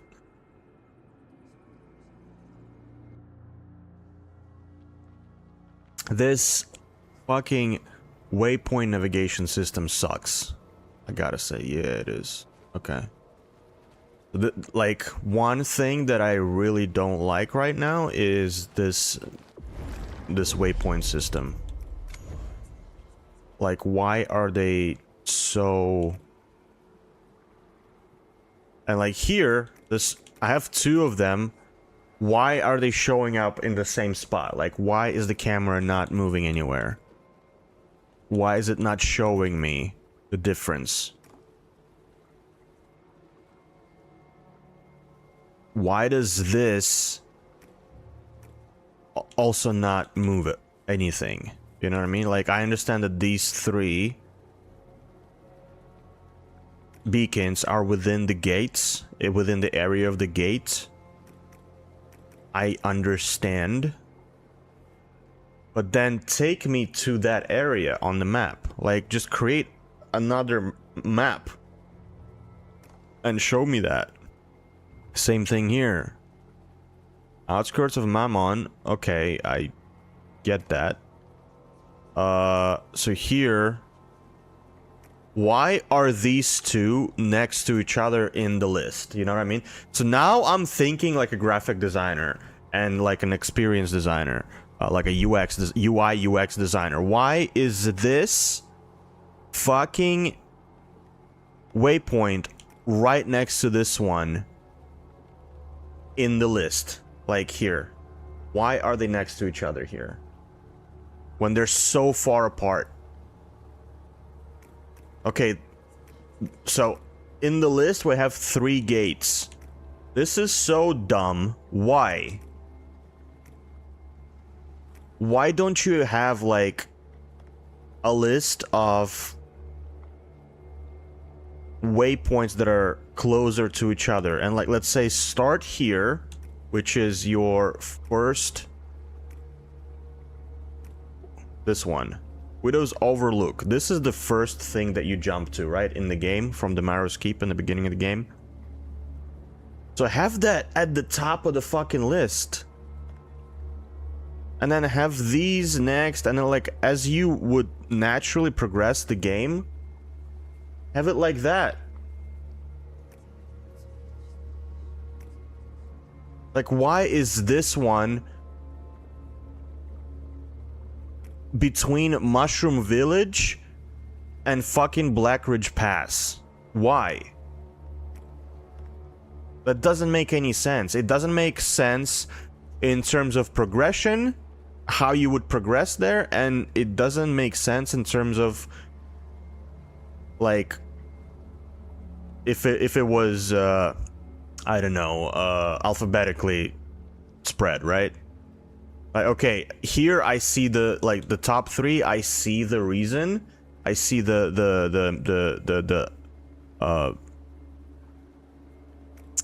reason for it, because all of them are gate waypoints, right? So we have 3 gates, we have 3 waypoints. But then Mushroom Village, outskirts of Noct, and Black Ridge Pass. Why are they in a row? And then we have Widow's Overlook, and then we have Citadel, and then we have One-Legged Wolf. Like, it's just so strange how this is done. Like, it's the navigation is so not user-friendly. That's probably like my biggest gripe right now. That and the camera behavior. Camera is absolutely atrocious at certain points, like especially if you're fighting in a close quarter areas. It's absolutely dog shit. All right, let me check.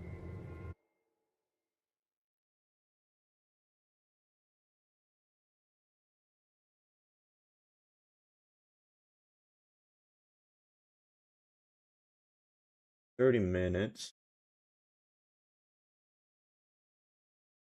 Okay. Okay. Good. We're good. We're good. Okay. So, have we cleared out this area? I think we have, right? Get away from me. Ooh, one thing I wanted to do. Hold up. Let's go back. I wanted to see if I could buy more maps from the vendor. Yeah.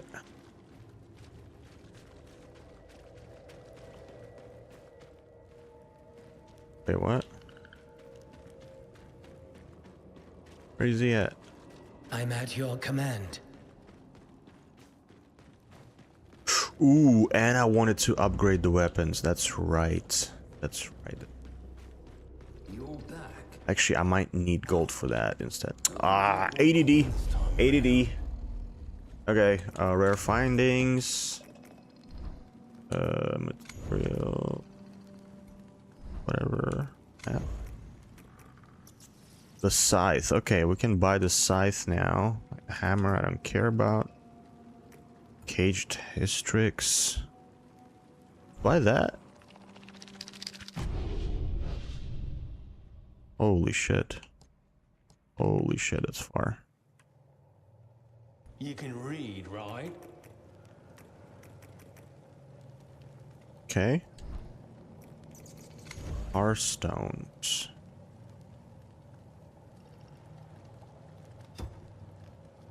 Consume 40 resolve to perform a charged light attack.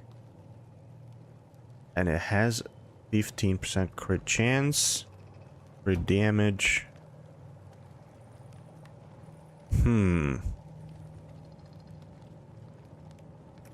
About this one. Charged heavy attack.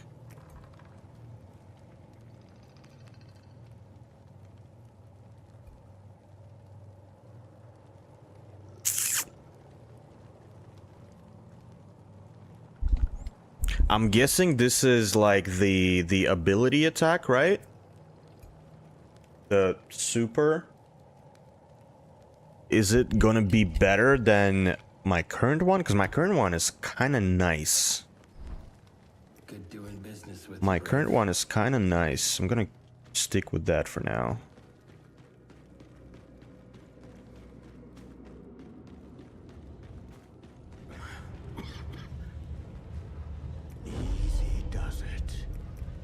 Alt equipment.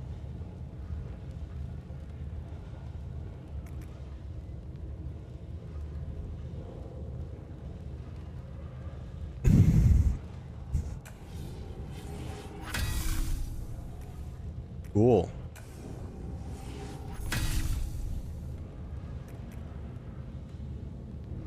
You know what? I'll keep katana for now. I'll keep it that way.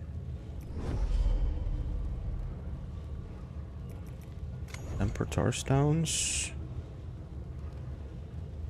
Oh shit, I can upgrade it. Hell yeah. Let's go, baby. Yeah. Enhanced weapons. What can we do here? Ooh, we can go up.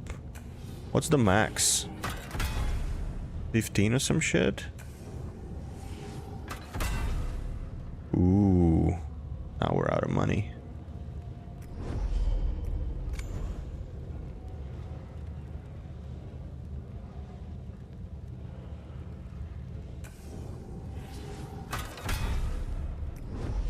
Yeah, good thing I didn't spend any money there on the vendor. What up, dude? You wish for another bath? Wanna lick my toes again? You honor me, Harbinger. You wish for another bath? Okay. Probably for the later stages.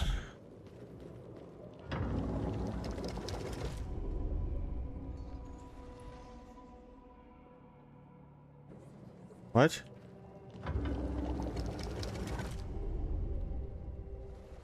Nothing?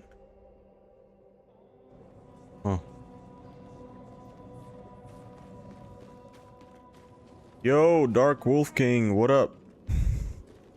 How's it going, cuz?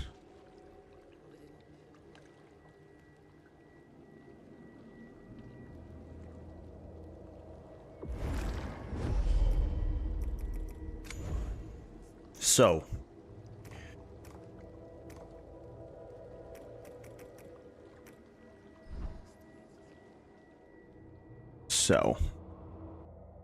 Where do we go now?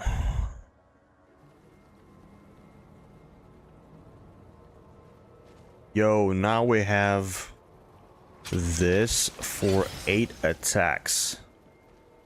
That's so nice. That is so nice.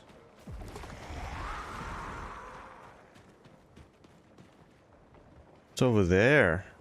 What is that? Oh, that's the thingy. Mango Sanctuary, that's done. This is done. Ravaged Tomb. That's done.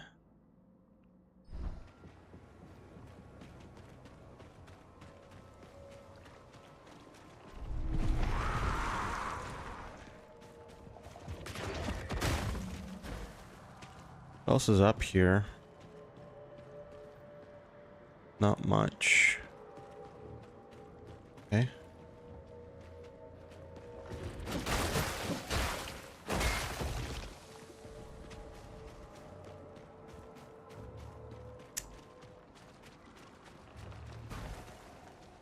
You just started this game? How do you like it?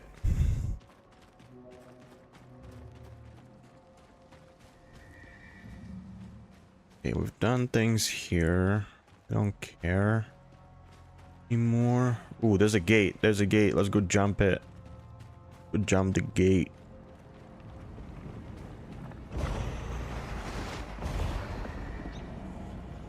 How long have I been playing this game? Since the launch day.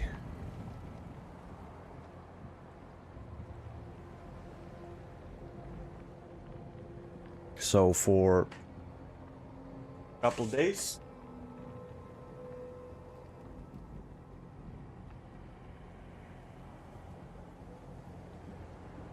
Couple days. Well, I say couple days, it's been a week.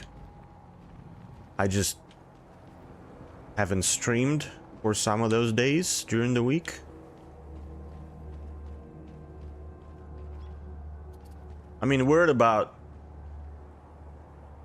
15 hours with the game, something like that.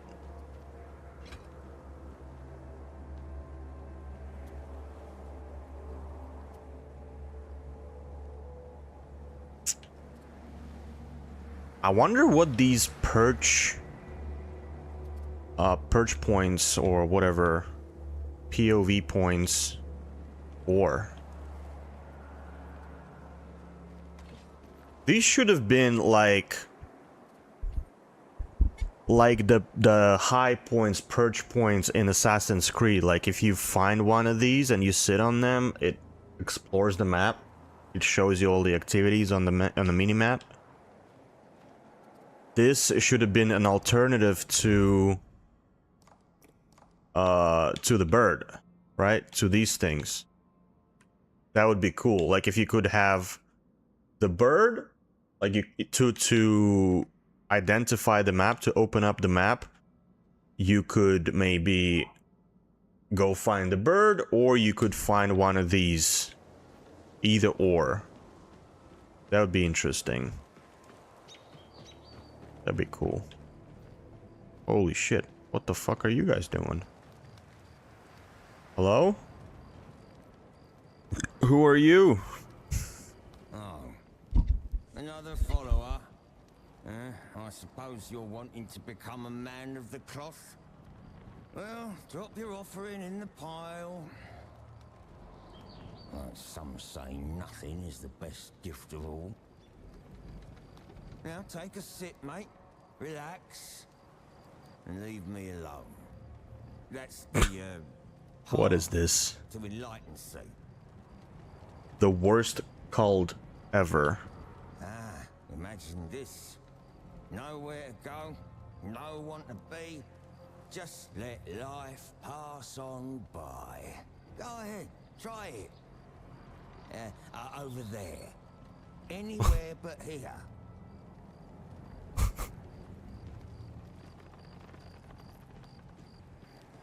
I just want to see what happens.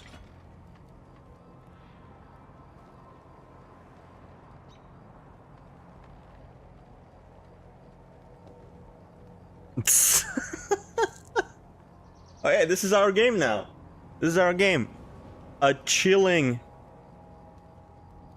simulator. We can just chill. Have a nice conversation. My background wall looks nice. Thank you. You like the red theme? Yep. Part of the branding.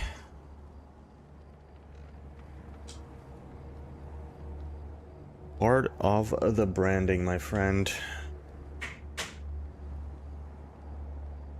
That reminded me. Okay. I'm tired of this motherfucker. Now what? Oh, you want a bag, do ya? You want to be like me? You've got a lot to learn, mate. You see, there's an art to doing nothing. Most don't get it. True. You think you're any different? That's what they all say. But I'll give you a chance. A simple test. Okay. There's something I want. Something special. It ain't hard to find, but it's rarely enjoyed. Bring it to me.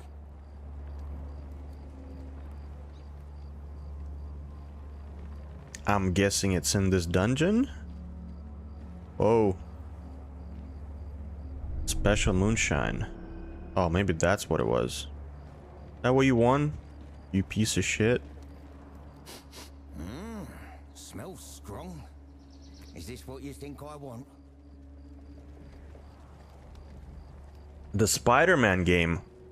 You mean the Insomniac games from a couple of years ago? You really don't get it, do ya? You really think I want this? Just as I thought. Nobody knows nothing these days. And after all that, this is what you bring me? Well, better keep looking then. You piece of shit. I want to smack him. I just want to smack him.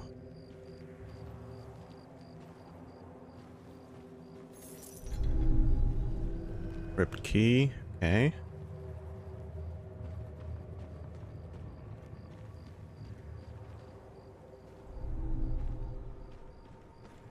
Over here. What's up?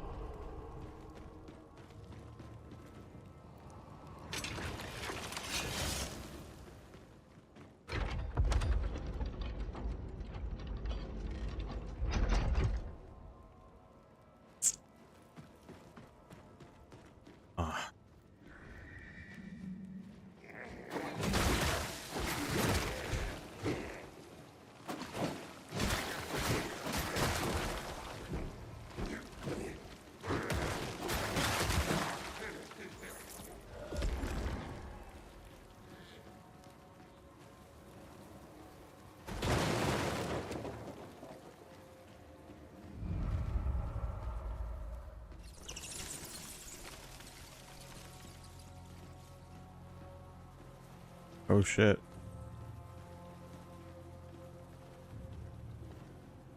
Ooh, puzzles. Interesting.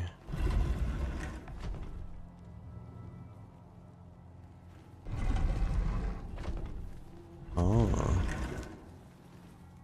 Uh-huh. Okay, so how do I get there?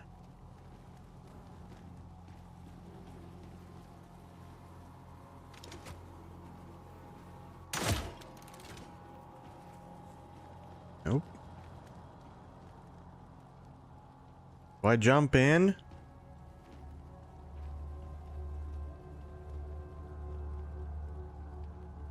Almost finished Spider-Man 2, very inspiring, and I make Spider-Man and Venom sketches.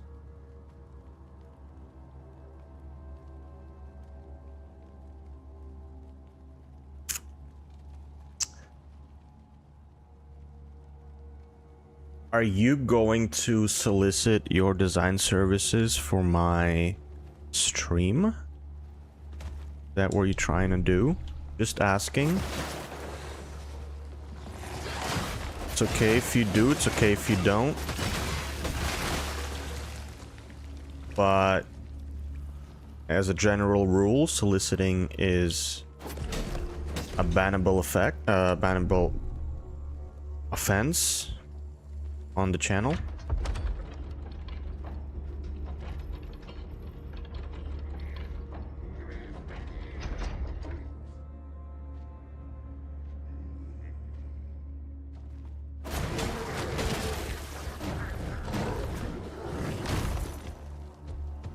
You can send me a DM on any of my socials. You can see them at the bottom.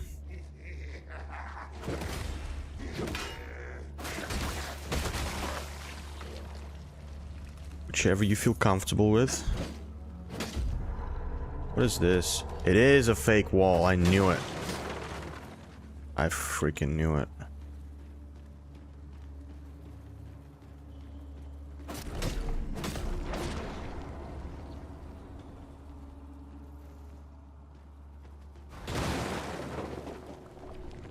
Okay. Aha. Ah.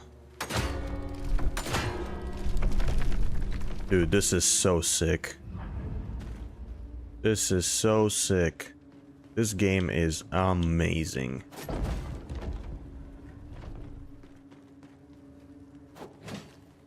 Wait, what?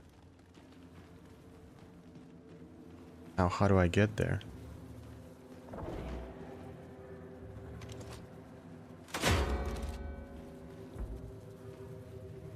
What?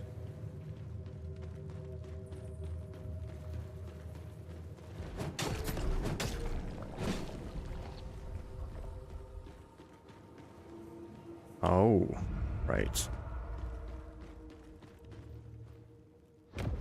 Amazing game, dude. I am having so much fun with it. New mortal clothing.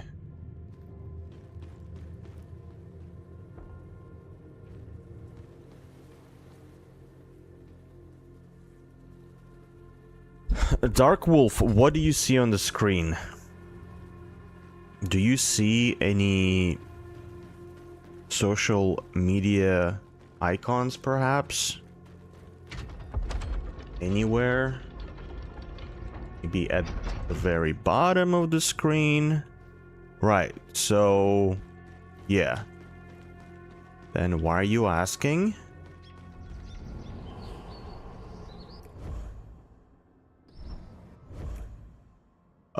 What did we get? Got a new stone, right?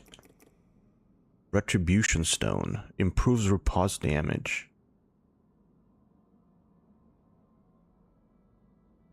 Increased by 10%.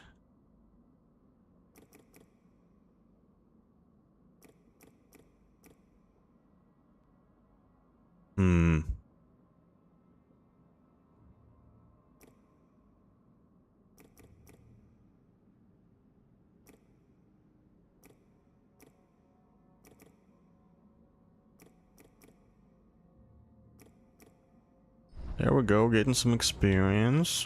Okay. You're back and you have nothing. Well, better keep looking then. Just as I thought. Nobody knows. Well, Okay. you're back and you have... So you sure? This is your final chance? Finally. You're smarter than you look. Maybe you What? can help me. What? No. I'm not gonna help you. I'm just gonna fuck you up. You can't even fuck him up? No. You see, I'm cool now. Wherever I go, these arseholes follow. If only there was another baghead or something. You'll add me on Insta? Sure. Sure.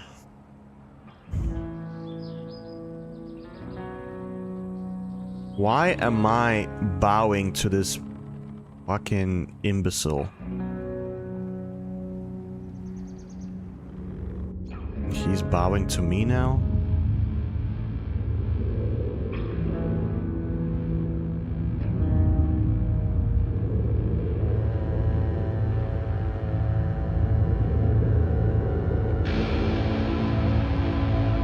Whoa!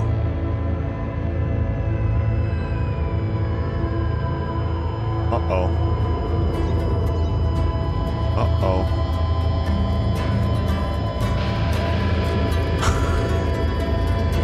What is happening? Oh no!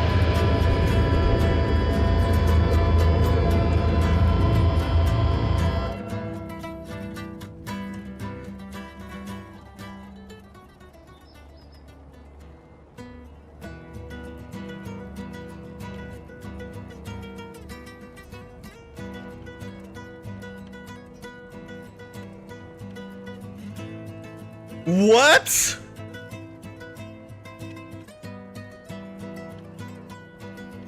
No, what?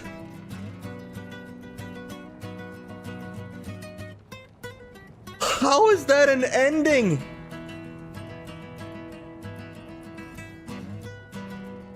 Brother. I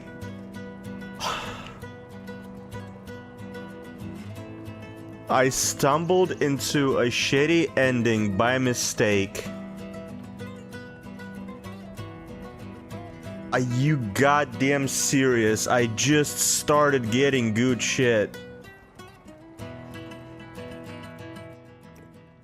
Oh no, I wanna load the game, dude. I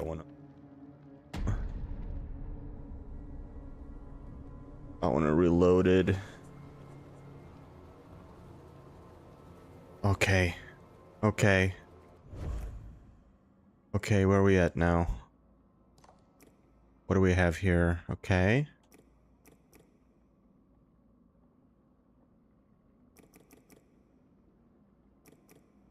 Okay. Yeah, I'll check it out later. I'm a little busy. Can't you not tell? I'm like doing something called streaming. I'm not gonna start checking my social media in the middle of a stream. I'm playing a video game, dude. Just send me an invite, and I'll check it out later. Thank you.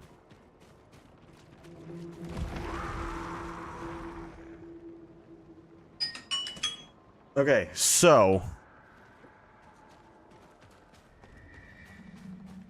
Damn, that's crazy that we just randomly found a weird ending to the game. I became like a like a shepherd of dank. Literally just started playing music for all the creatures in the dark shits. So now he's gone? Completely? Even after the reset? Dang, dude. Dang, dude. Dang, dude. Interesting.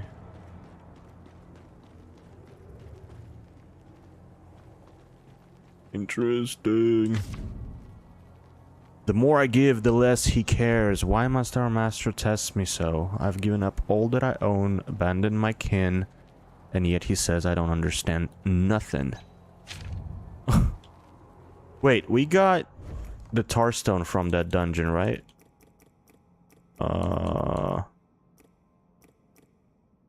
This one? Okay, so it saved my progress. Cool. Cool. Sick. Alright. Alright. So, I should start roasting and stop streaming? I can do both, my friend. I can do both. Don't worry about it.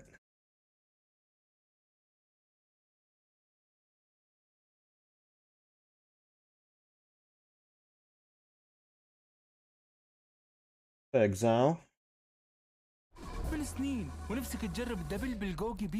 minutes.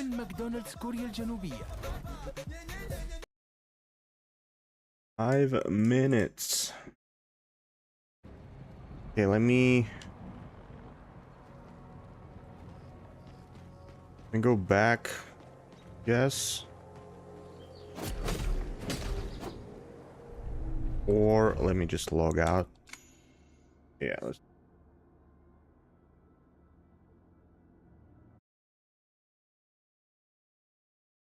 Many ads, come on. 5 minutes!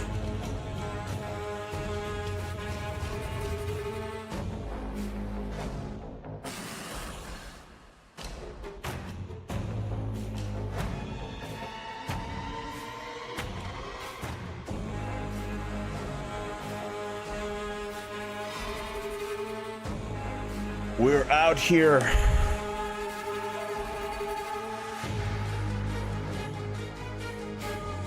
All right, let me go make tea while we're waiting.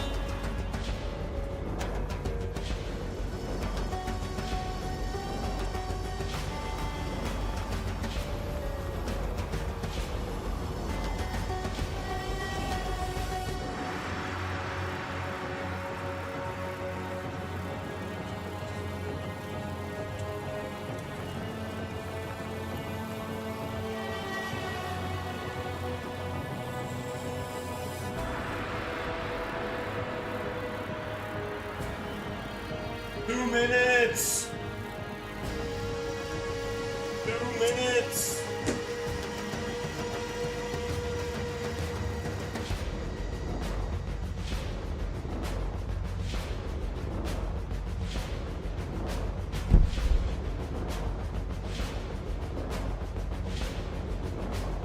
Two minutes, let's go.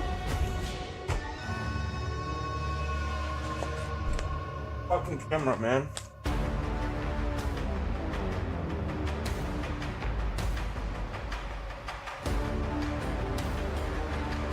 Always get stuck here. Go down? I want to go down. Yeah.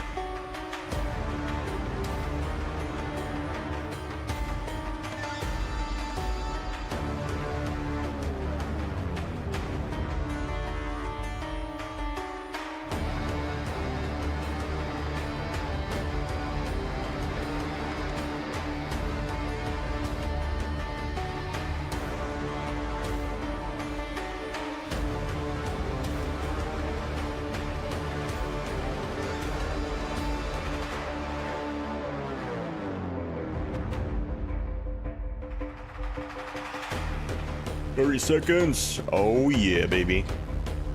Are we ready? 0.55 launch. Sorry, not launch. Reveal stream. I honestly have no idea what to expect. This is not going to be a full new league release. This is just an economy reset, so I have zero idea what to expect here. Hi, I'm Jonathan Rogers, Game Director on Path of Exile 2, and today I'm excited to show off our new class, the Duelist, which will be available in the 1.0 release on December the 11th. Okay. But for those of you who just can't wait until 1.0 later this year, after showing the Duelist, we'll also be showing off a new event based on the Ritual League called the Forbidden Rites, which will be releasing next week along with the 055 update. And after Next all that, week! a Q&A with Ziggy D to answer your questions from Twitch chat. But not only that, afterwards we'll be going straight to the final qualifier for the POE2 races, the winner of which will be going to ExileCon in November to compete in the finals. But first, the Duelist. Now the Duelist comes with a new weapon type that it's kind of crazy we didn't have, swords. And with each new weapon type, we want to make sure that the playstyle feels different to all the others. So what defines combat with a sword? To us, it's that feeling of flow, from attack to attack, and from stance to stance. And what better place to demonstrate the Duelist's abilities than the ruins of the Grand Arena? The corpses of the dead continue to fight endlessly as the arena collapses around them. And should you get to the center, you'll be able to face Thrax, their champion. The first mechanic we need to talk about is Ready Stance. After using some Duelist skills, you can keep holding the button to ready your blades for your next strike. Normally, your basic sword slash would look like this. But in Ready Stance, it turns into a deadly AoE slash instead. Your Ready Stance also has the ability to be upgraded. This is Sand Scour, another Ready Stance attack. And if you stun enemies with it, you'll enter Sand Stance. And using this with your default attack will send out a Sand Disc. But default attack isn't the only ability that can be modified by your stance.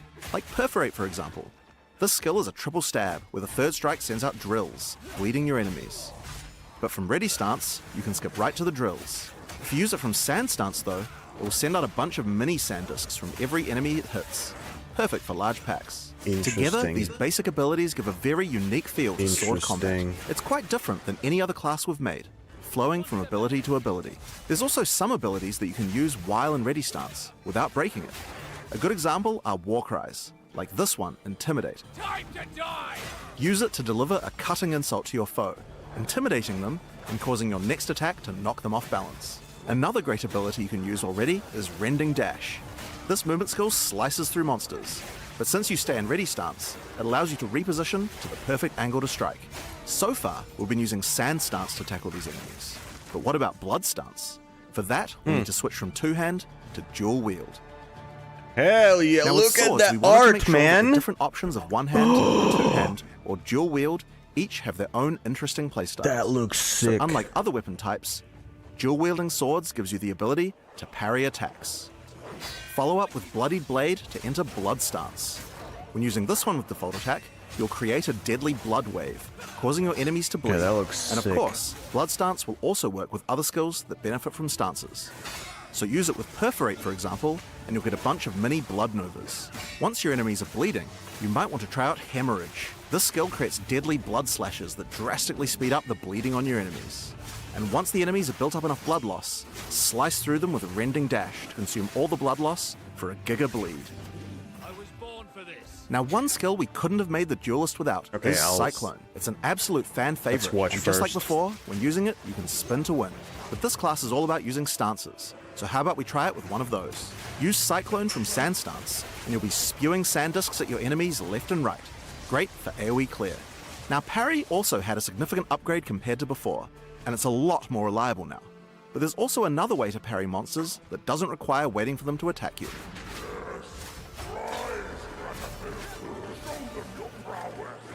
By switching to a shield, you can now bash enemies straight out of ready stance to parry them without waiting for an attack.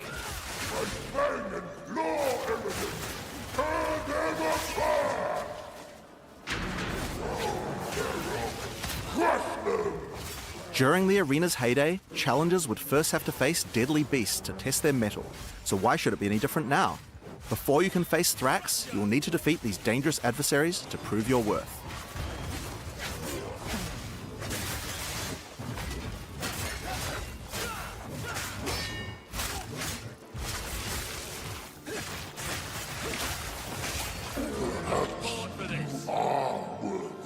Another trick the Duelist has up his sleeves are buried blades.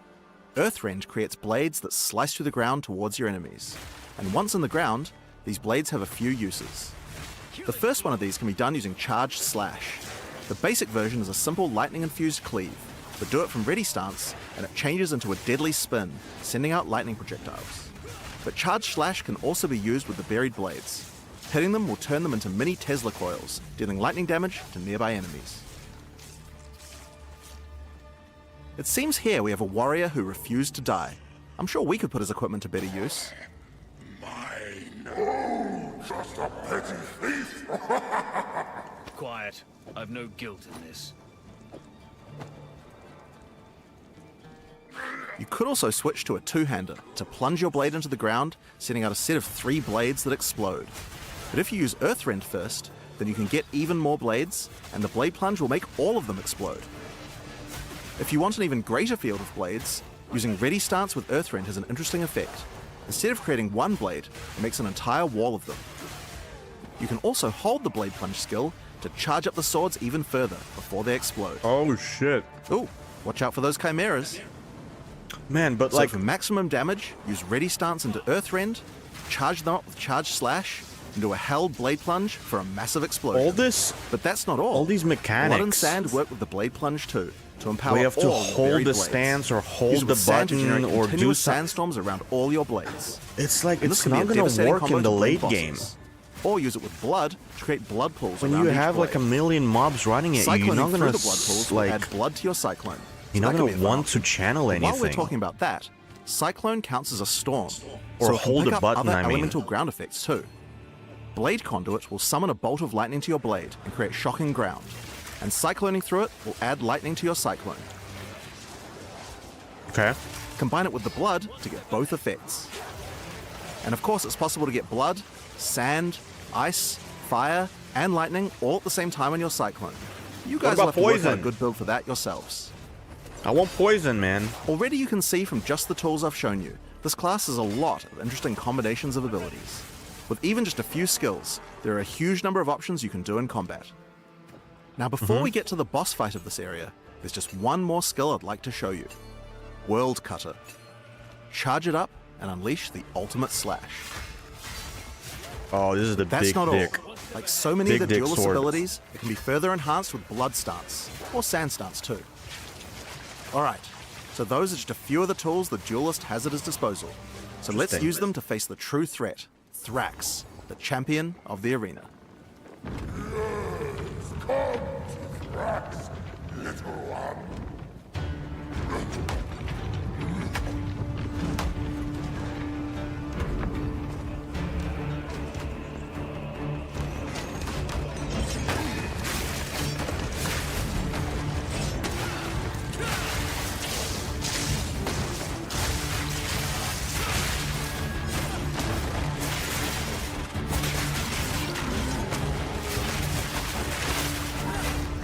frame drops.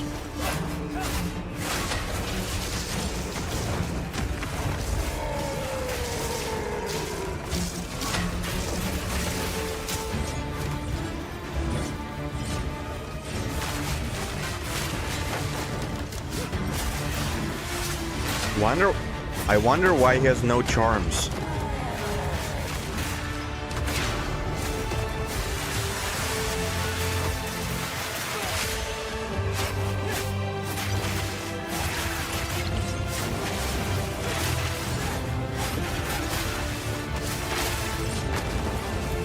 I mean, this damage is rough. This is rough. But it's for the showcase. They're just showcasing the boss. That's what it is.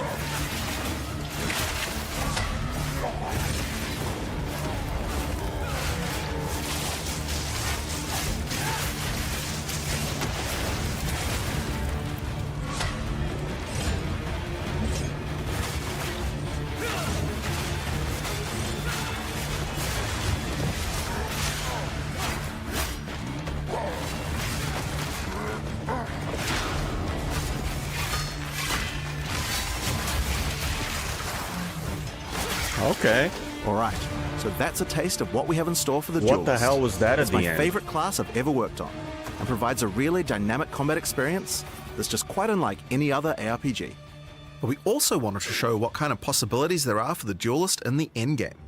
To do that, I'll hand things over to Mark. Hi, Show us. I'm Mark Roberts, Game Director Because on Path of Exile. Today, we're going to lot of go it I through thought two in-game builds that we've put together for the Duelist looked made rough. by our developers. Our first build is called the Bringer of Blades, a mighty name once feared in the arena. This build is all about rising buried blades from beneath the ground.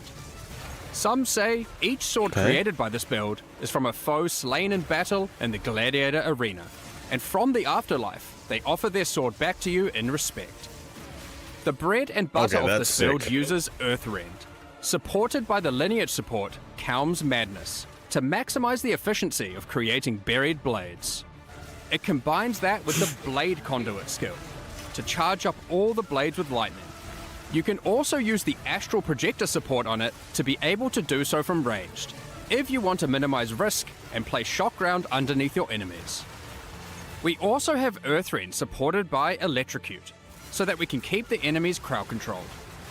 Then it's just simple. Spam Earthrend, occasionally using Blade Conduit to refresh the charged lightning on all the blades. For stronger enemies, or larger packs, we want to be able to get sand stuns. The best way to do that while clearing is using Combat Frenzy. Simple, now you're generating frenzy charges. With those, we can use Sand Scour to enter sand stuns. And from sand stuns, use Blade Plunge to That's cause cool. sand discs to appear on all of our many buried blades, That is covering cool. the screen in storms of sand. Of course, you want to use eroding sands too, because as the sand discs are doing many small hits, you want to make sure enemies have as little armor as possible for maximum damage. Alongside that, since we're doing lightning damage, we're also going to throw in the new support Sandstorm, which causes our sand discs to become infused with lightning. Okay, now that's damage. The other tool we're using Okay. is this support, which causes all your buried blades to add miniature auras that give you damage. To double down on that further, we have this new passive skill Notable, which also causes your buried blades to make you angry, causing you to generate rage on hit while near them. With those, we want even more buried blades. So, let's take it to the extreme. And for that, we have this skill, Rain of Steel, which allows you to call down a whole ruckus of swords, covering the entire battlefield in buried blades. It's pretty obvious what to do next. Just use the existing combos, and the entire screen becomes surging with lightning as sand discs run wild. Is that literally just There's more Bladefall? coming even still. Alongside the Duelist, we've made a whole bunch of new epic swords. I mean, just look at them all. This build in my particular God. uses this sword, which Oh my causes God. all your buried blades to be enhanced by Karui magic and become ancestrally boosted. buried Then blades are take ancestral these new boosters. passive skill notables, specifically for boosted attacks, to improve your efficiency even further. There's a few new ways to Yo. boost attacks with the Duelist, and we're excited for you to discover and integrate them into your builds. With all that combined, look at this actual mayhem.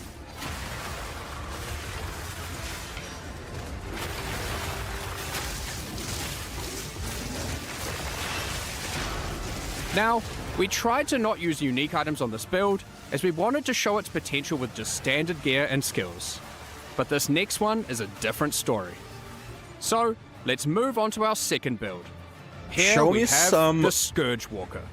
For this dual build, we wielding, wanted to do man. Cyclone with a twist. For that, we're going to use some uniques, starting with a new sword being introduced alongside the Duelist. That looks sick. Oro's Sacrifice. This sword grants a ton of fire damage, at the expense of your physical damage, and grants a new skill called Infernal Step. Infernal Step itself is pretty fun, and pretty epic.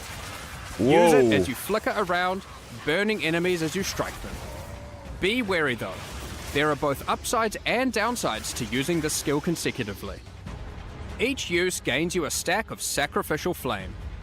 While this isn't inherently a downside, using Infernal Step while you have Sacrificial Flame causes you to take fire damage, and the more you have, the more you take. So you want to make sure you mitigate as much fire damage taken as possible.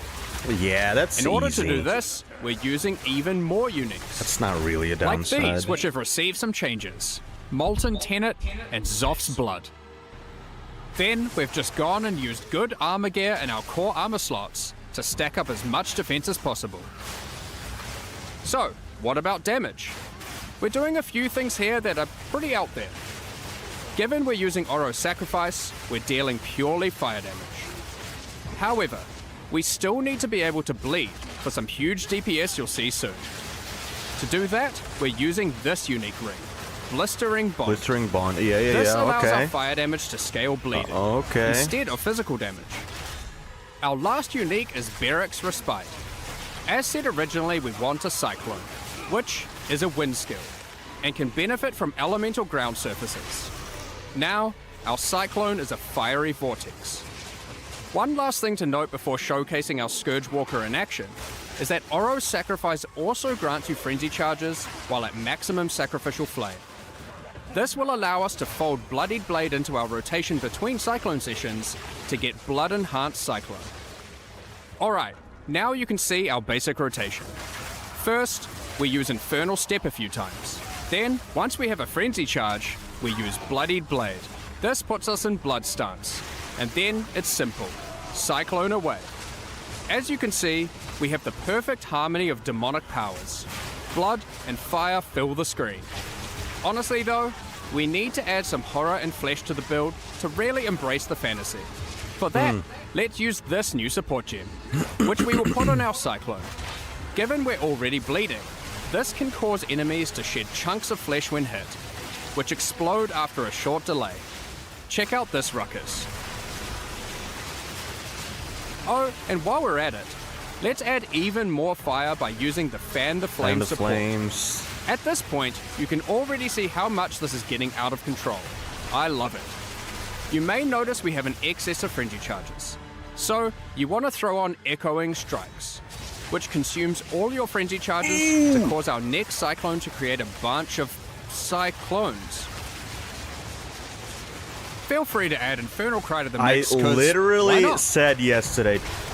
Okay, If you- well, it's already pretty damn strong, but we can push it further. If you What put about single Cyclone on target? clones, For that, we're going to it's make gonna be use of our second weapon stupid. set and use a one-hand sword and Targe, which grants parry. However, instead of using a regular Targe, we're going to use this Runeforged Targe, which grants us a special version of parry that maintains its stances when used. So if you are in Blood stance and use it, you will remain in Blood stance afterwards. This includes while using the dashing parry that Jonathan mentioned earlier. We are going to want our parry debuff duration to be as long as possible, so we can spend more time spinning. To get that, we're using another new sword base type. This one adds base duration to parry. We've also then invested into as much parry duration in this weapon set as possible on new passives on the tree. Now, we can make this even better by using a new support that allows our parry to apply Armor Break. And to get it to benefit from our fire damage, we will anoint the Molten One's gift on our amulet. Now, our armor break causes enemies to take extra fire damage. So now, we just get into blood stance using Bloodied Blade, use parry, which dashes in, keeping us in blood stance, then we cyclone our way to glory. Don't forget to also use echoing strikes once you get enough frenzy charges. I mean, that is just gonna look be at this stupid. damage. You may have noticed we didn't show any Ascendancy classes. That's right. These builds weren't even Ascended, so their build potential goes so much higher. And the That's Ascendancies insane. are pretty epic. Here's some art to tease them. But to find out Okay. more about that, you'll have to check them out when we show them at ExileCon later this year. We hope you enjoyed our Duelist demonstration. Definitely Paladin We're on the really right. excited to have you get your hands on it and start slicing and dicing throughout Rayclast. Now, Path of Exile 2's full 1.0 launch is later this year on December 11th. But if you just can't wait till then, next week we are doing our 055 update, and it includes a bunch of changes as well as a new event. Given that, it's finally time to talk about Forbidden Rites, a new event based on the Ritual League that will be starting with our 055 patch next week. Let's see. But that's not all. We also have a massive overhaul to the Trial of Chaos, some new in-game Abyss content, and Let's more. go. So, let's dive straight into it. Let's The go. King in the Mists and his cultists, left unchecked, have spread their influence. By his will, the Nameless have been performing gruesome rituals throughout Rayclast, all the way from the forests of Ogum to the deserts of the Maraketh, and even Utsal and the Karui Islands, afflicting everything around them with a foreboding darkness. As you can see, they've been quite successful in their efforts, and if not stopped soon, who knows what will become of Rayclast. During the Forbidden Rites event, your goal is to put an end to their nefarious plans. In each area of the campaign, you'll find a ritual encounter. For those unfamiliar, these are effigies that are guarded by the Nameless and their servants. By defeating them within the ritual site, you can then activate the effigy and fight them again as they are revived by dark magic, all whilst various plagues will try to kill you. Defeating the revived monsters causes their blood to go to the effigy to be used as tribute. After the encounter, use the tribute you earned to acquire rewards. These rituals, unlike their in-game counterparts, will not exclusively reward unique items, and instead will give you a bunch of items useful for leveling, like currency for crafting your gear alongside a bunch of equipment. Ultimately, in every area, you get to kill some monsters and then go on a small shopping spree. However, we know people liked having unique item rewards from Ritual, and we wanted that to still be present in the campaign, but we just couldn't give one out in every single area. Throughout each act, 2 times, and once in each interlude part, you'll see these clusters of more epic ritual effigies on the world map. When you Okay. reach these areas, you'll notice that unlike normal, the effigies aren't just in a random location in the area, but they're on top of the area's boss fight. By completing these boss rituals, the boss will then be carried forward and added to the next ritual in the cluster in the next area, where you'll face it as part of an increasingly dangerous series of boss waves. For example, the first cluster you'll encounter is shown here, containing large effigies in Clearfell, Mudburrow, the Grellwood, and the Grim Tangle. That's gonna suck early If on. you complete the ritual in Clearfell, the Hag boss will appear during the ritual in the Mudburrow, alongside the Devourer. Once you've completed that area, the ritual in the Grellwood will include Brambleghast, alongside the Hag and the Devourer. These will suck.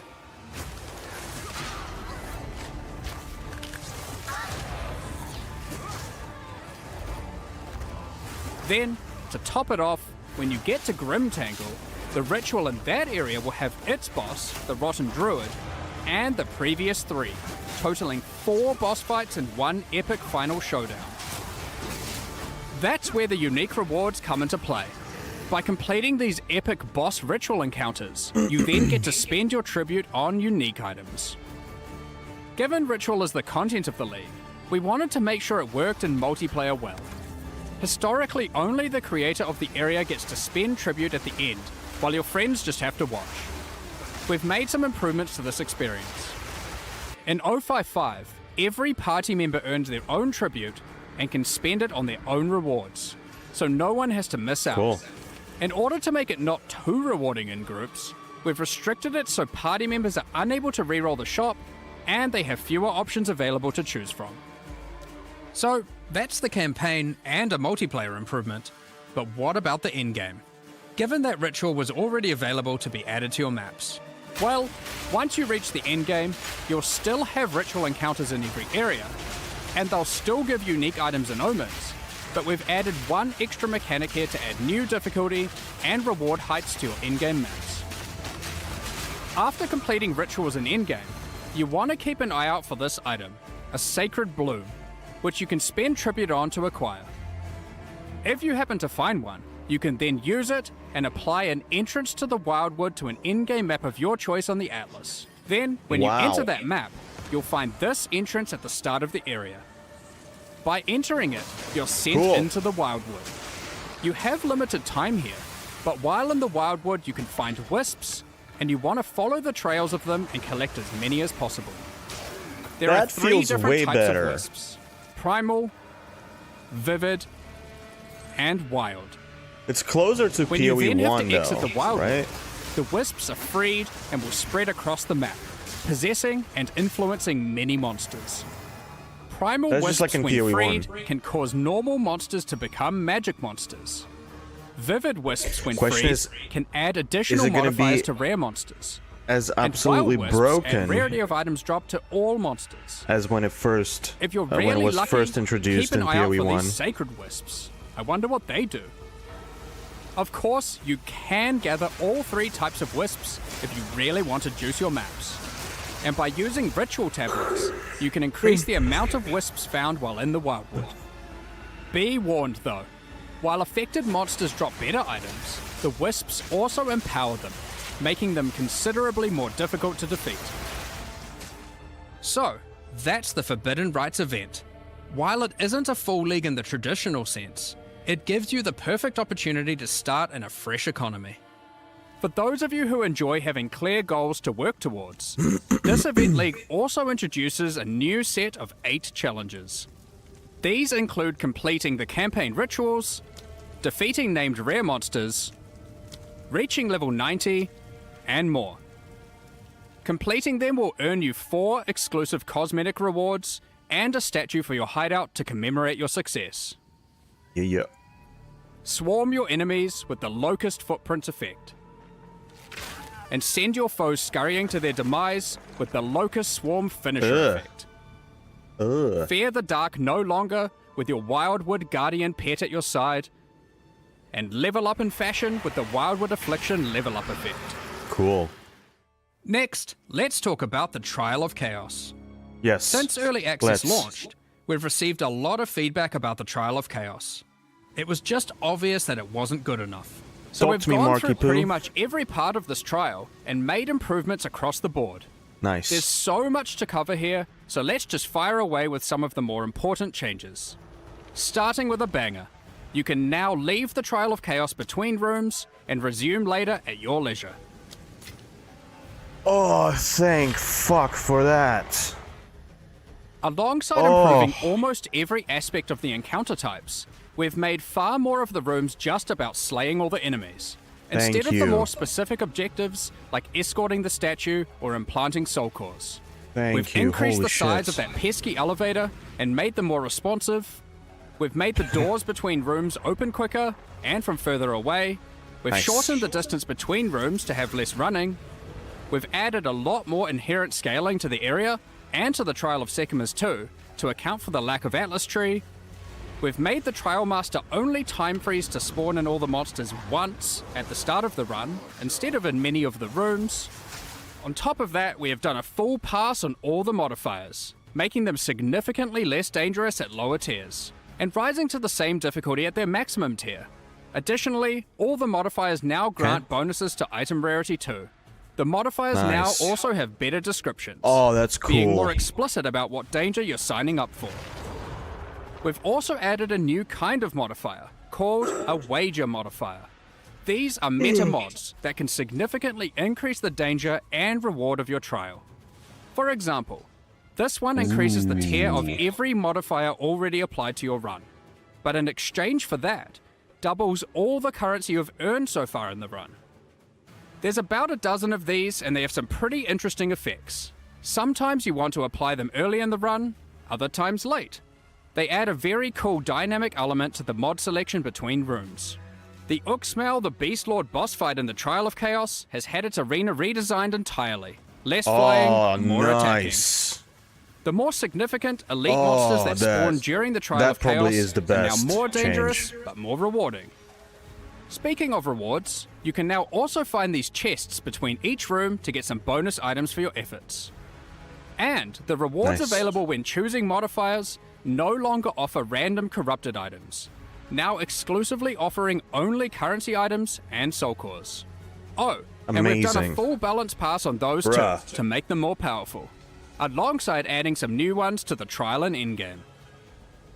Slam skills, okay. Speaking of the trial and endgame, for those looking for a greater challenge, you'll no longer need to have to stop after 10 rooms.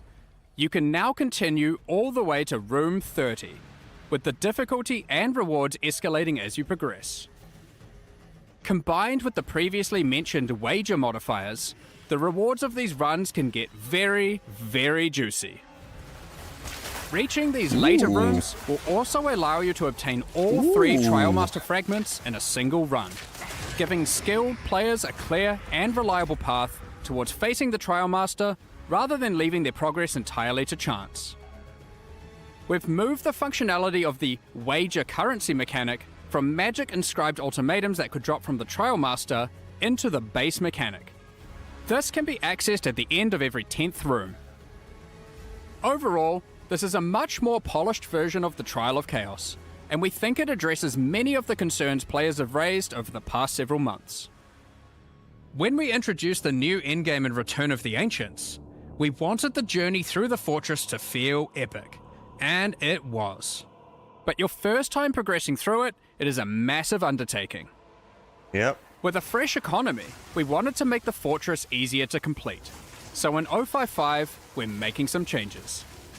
After completing the main questline, you can now just venture out of the fortress and find another Arbiter of Divinity key. By defeating this more difficult version of the boss, all remaining sections of the fortress will be automatically completed. Now, onwards to Abyss. We're introducing a new Atlas feature centered around it. That's an We interesting wanted to solution. add more things to find when I like exploring that. the Infinite Atlas. So, we've added these new abyssal ravines that can appear. Each map on the ravines has abysses in it, and as you complete each along it, the next map gets more and more rewarding as you push the Abyssal Legion back. When you reach the last map on the ravine, you'll have a guaranteed Abyssal boss encounter. The Forbidden Rites event will not have Runes of Aldo content in each area. But fret not. Pharaoh, Danig, and Expedition content is still going to be available in the Atlas as core, and that includes standard leagues. Nice. You can now continue to find expeditions in-game, but from Act 4 onwards. In the endgame, expedition tablets will now be available, allowing for some new levels of investment into the league. Yes. Such as having 2 full expeditions in just one area, alongside up to 2 standalone remnant encounters. With tablet mods, you can now even get many sentries per expedition, resembling an almost sentry minion build as you run around and apply runic modifiers to monsters across the maps. Wow. The existing Runes of Aldo League will continue to run, so if you want to keep playing there, finishing your endgame and completing challenges, feel free to do so. So that's all our new content summarized for this Event League and 055 update. In case you didn't see it alongside Path of Exile 1's release for Curse of the Allflame, here's a reminder to check out our supporter packs and mystery box that release with it, which are now fully available for use in Path of Exile 2 as well. These include the Plague and Remedis supporter packs, and the Curse of the Allflame mystery box, with some epic items including armor sets, weapon skins, weapon effects, map devices, hideouts, a new tracking scroll, some otters, and much more. If you would like to purchase the Curse of the Allflame mystery box, it's available now through the in-game shop and Path of Exile 2 website. For more information, head to pathofexile2.com Let's get through all the /mystery marketing. box for Fair all enough. the details. Fair enough. We'll also be releasing some cool new armor sets and skill effects Ooh. alongside this release. Check these out. If you're interested, keep an eye out on the store with The the breach new one release. looked sick. Thanks for your support. Now, we had originally thought we were going to deploy a much larger balance pass in this patch. But unfortunately, with all the other work going on for our 1.0 release, we were not Yeah. able to get these changes ready in time. Yeah, It's that's been cool. a lot more work than we expected. So rather than deploy something substandard, we decided it would be better to take our time with the balance changes and just release the Event League anyway. All those balance changes that were slated for 055 will now be happening in 1.0 instead. The full release patch I is don't mind that. shaping up to be a That's- huge one. And if you haven't done so yet, I'd rather you can them do acquire that. exclusive milestone rewards just by signing up at pathofexile2.com for the 1.0 full release. Also, we hope you join us for ExileCon on November 7th New Zealand time to see what else we've been cooking up. But in the meantime, we hope you enjoy the Forbidden Rites event, which starts at the end of next week. See you in Rayclast. Dang. We're just about to start the Q&A with Ziggy D, Dang. so get your questions ready. Dang. Man. So there you have it. There you have it. I can't say... I mean, again, like, that's why I didn't have much expectations. I did not expect them to have, like, crazy shit happening for this event, right? It's an event. It's not a full-on league release. So, as far as that goes, as far as the low expectations, it's fine. I'm okay with this.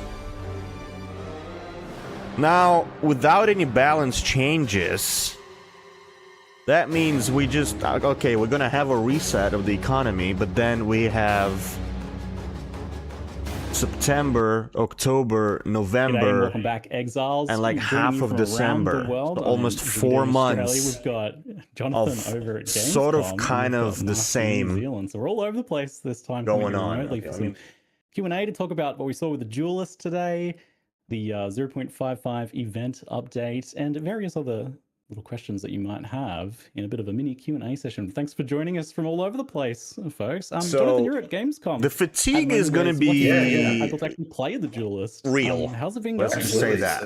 Let's just say that. It's honestly been great. It's really good to see players just being able to play and experience the game. It's always fun. But you know, my voice is actually a bit screwed right now because I've been kind of yelling over the loudness of the Gamescom. You know, trying to explain complicated duelist mechanics. You know, in yelling form. So my voice is a bit messed up. So hopefully you guys can forgive that. But yeah, it's always fun talking to to players and journalists and seeing what they think.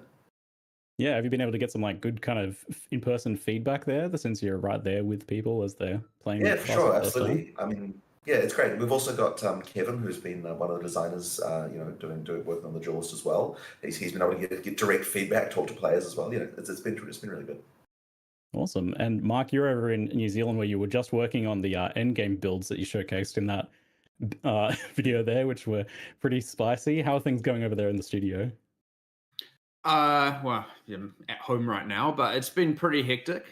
Just putting it always is for these deadlines, just pulling everything together. But yeah, these in-game builds we just had to put together in the last, honestly, it felt like the last week really is when I was like, okay, we've got to theory craft some epic shit. Let's put it together and came up with, I said made by developers. Technically that is true, but I kind of theory crafted both of them and was like, let's get cranking. And they both seemed pretty fun. I mean, they were definitely fun to play. Hopefully they were fun to watch, but there's a lot more as well. So there's like, good dozen builds I had in mind, and I was like, oh, we were going to go with them, and we're going down a whole bunch of different paths, and it just kind of ended up, I was like, I want to do something traditional that uses a bunch of swords and something demonic, because why not? So it was quite interesting that I ultimately just got to pick a fantasy and then make it happen. But of course, the difference between me making builds and players making builds is you have to make a build with what works, whereas I make the build and then I'm like,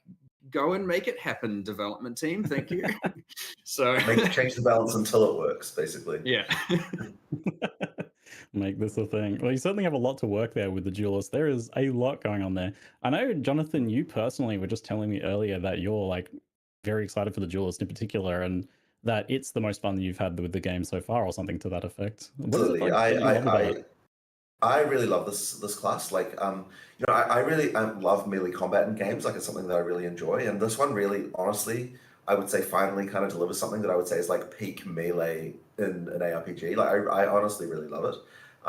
But also just there's so many intricacies to the skill design in this class that's really interesting. Like, I don't think we've ever sort of woven. I hope he asked them about the assassin and the daggers and the rest of the classes, just to see if it's going to be in the full release. That's all I want to know. I don't want to know like details yet, but I just want to know that they're going to release my class with 1.0. But because if not, I'm going to be pissed. Yeah, there's just so many ways you can use everything. There's a ton of nuance to it, but even so, I had a chance to play it last time I was visiting, like a couple months back, and there's some sort of intuitiveness to how the skills end up working together, where you can almost play without reading some of those descriptions. I think, which is good because there's a lot of descriptions you did have to write for those. Given the it's actually kind of interesting in the studio because the people who are more, I guess, stat focused are actually the ones that feel the class is more complicated and the ones who just like take it as they see it. Because yeah, if you look at the number of stat sets, it is kind of crazy because you'll have like, it's like you've got a buried blade explosion, and then you've got to be like, okay, then buried blade when it's got electricity, and then buried blade explosion with electricity, with electricity, right? Or versus just the electrical hits, and it just ends up being like half a dozen stat sets on every skill that you, which is what we call the different tabs that you see on the skill gem. So yeah, if your first experience of the game is like looking at the skill gem hovers and like looking at every single stat set, then you're not necessarily in for as good of a time as if you just like try out the skill and see what it does. I guess that's sort of quite different than what a lot of our skills have been like in the past. But I honestly really love it just because there's so many interesting ways to use the skills. With this, just having such an extensive set of like skill interactions compared to anything you've had so far, how challenging is designing this one and getting it to work and be playable in that way, being, say, compared to the Huntress and the Druid? Well, I'll tell you what, this is one of the hardest classes to design, and a lot of it was like, okay, swords are pretty much the most generic weapon ever, right? And you ask like 10 different people what a sword does, and they'll give you 10 different answers. Like, there are certain fantasies, and we kind of had to make sure we were delivering like pretty much anyone's fantasy of a sword, and there's like quite a few different ones, right? So, that you have to go through. But I think the kind of like thing that ties it all together is that to me, swords are about like the kind of that flow feeling. That's what I kind of wanted to nail, and that's where the whole sort of ready stance thing kind of came from. So it took a lot of iteration to get there. I went through so many different designs of the way that swords could work, and eventually it's funny because the whole blood in the sand thing wasn't even part of the initial design, and at some point I realized that some of the stuff that we were designing was coming kind of close to that, and I'm like, oh yeah, hang on, in POE1 we've got this blood and sand theme. What if we actually took that and like effectively used that theme on top of some of the mechanics we were designing? And then it all kind of really rapidly came together after that. Like we suddenly realized like, yeah, this is sort of the feel, like the theme of like physical stuff that we can go with for the Duelist.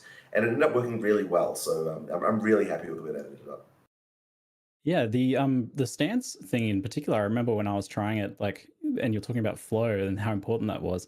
And I remember I was having an issue where I really wanted to get into ready stance and then move to the next monster to execute my next skill. Right. But that would break ready stance. But I noticed that that's something that you've solved in the new iterations. You've got this way that can even carry through now. Yeah, so since you played that, we added the idea that there are some skills that you can use without breaking ready stance, and in particular, the rending dash that you can use to sort of dash from one place to another. Having that be an option that you can do without breaking ready stance sort of allows for that repositioning that you can do, and it honestly speeds up quite a lot what you can do. I didn't use it that much in the demo that I was showing, but for actual like practical play, I highly recommend using it because if you're someone who likes to zoom around, then using that skill can really add quite a lot to what you're doing. I think people are probably a little bit confused in general about like the ready stance and the blood and sand as well. So how do those just effectively work ultimately? Yeah. So, fundamentally, what you've got here is that there are two different, or at least two that we showed, ready stance skills. One of them kind of moves backwards as more defensive, and that's the sand one. If you stun a monster with that, then it's going to put you in sand stance. The other one is moving forward, more aggressive, and that one, if you hit a parried monster, it's going to put you in blood stance. So if you're into the sort of parry gameplay, Man, I just then don't. blood is the one for you. If I'm you're not on board with the whole pairing thing, man. One is like more your style.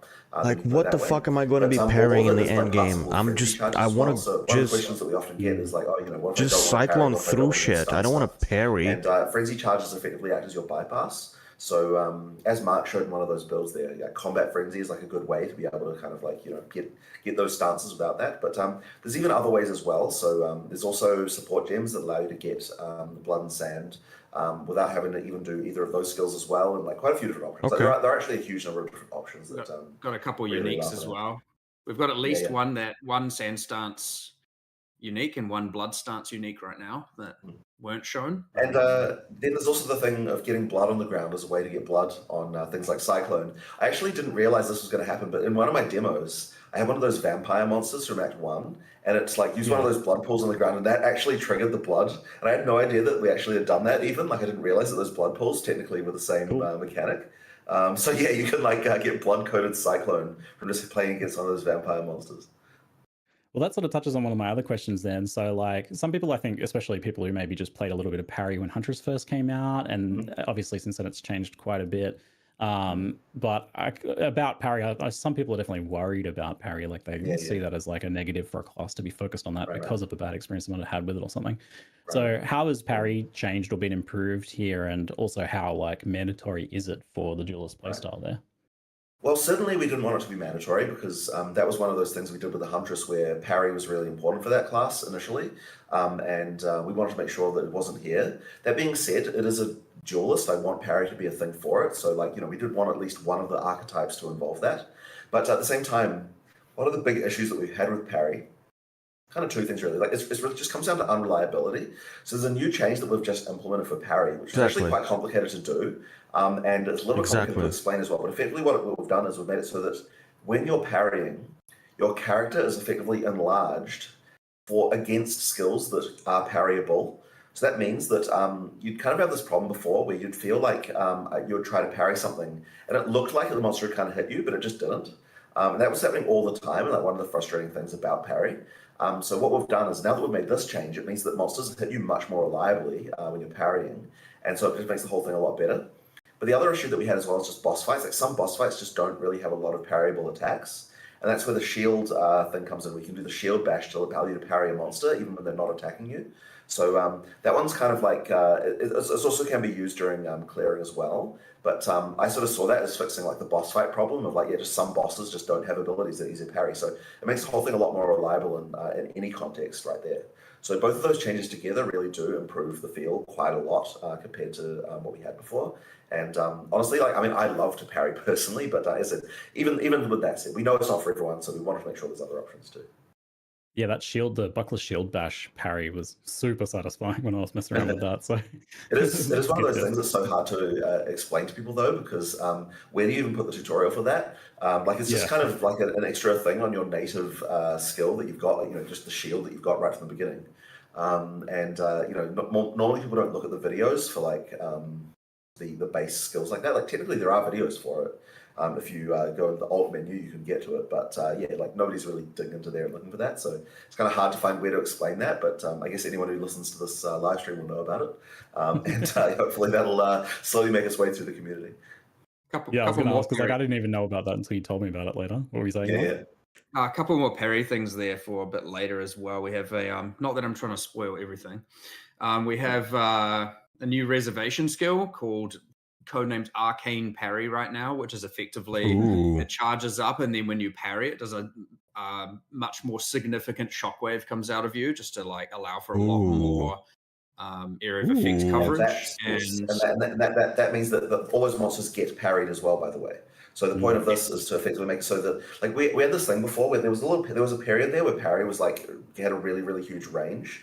And it was good for endgame, but we didn't really like that it was so non-physical. So by adding like this kind of like effect to it and actually making it into a mechanic that you can do with a spirit reservation, now it becomes a thing that we can much more readily accept, and it is a good way to actually make parry viable in endgame as well, by just making it hit like a much larger area. That parry fix where you're enlarged, is that in 0.55 or is that a 1.0 alongside Duelist change? It's probably in 1.0, I would imagine. 1.0. I'm pretty sure. Yeah, it'll be 1.0. All right. What were you saying? But yeah, we also have a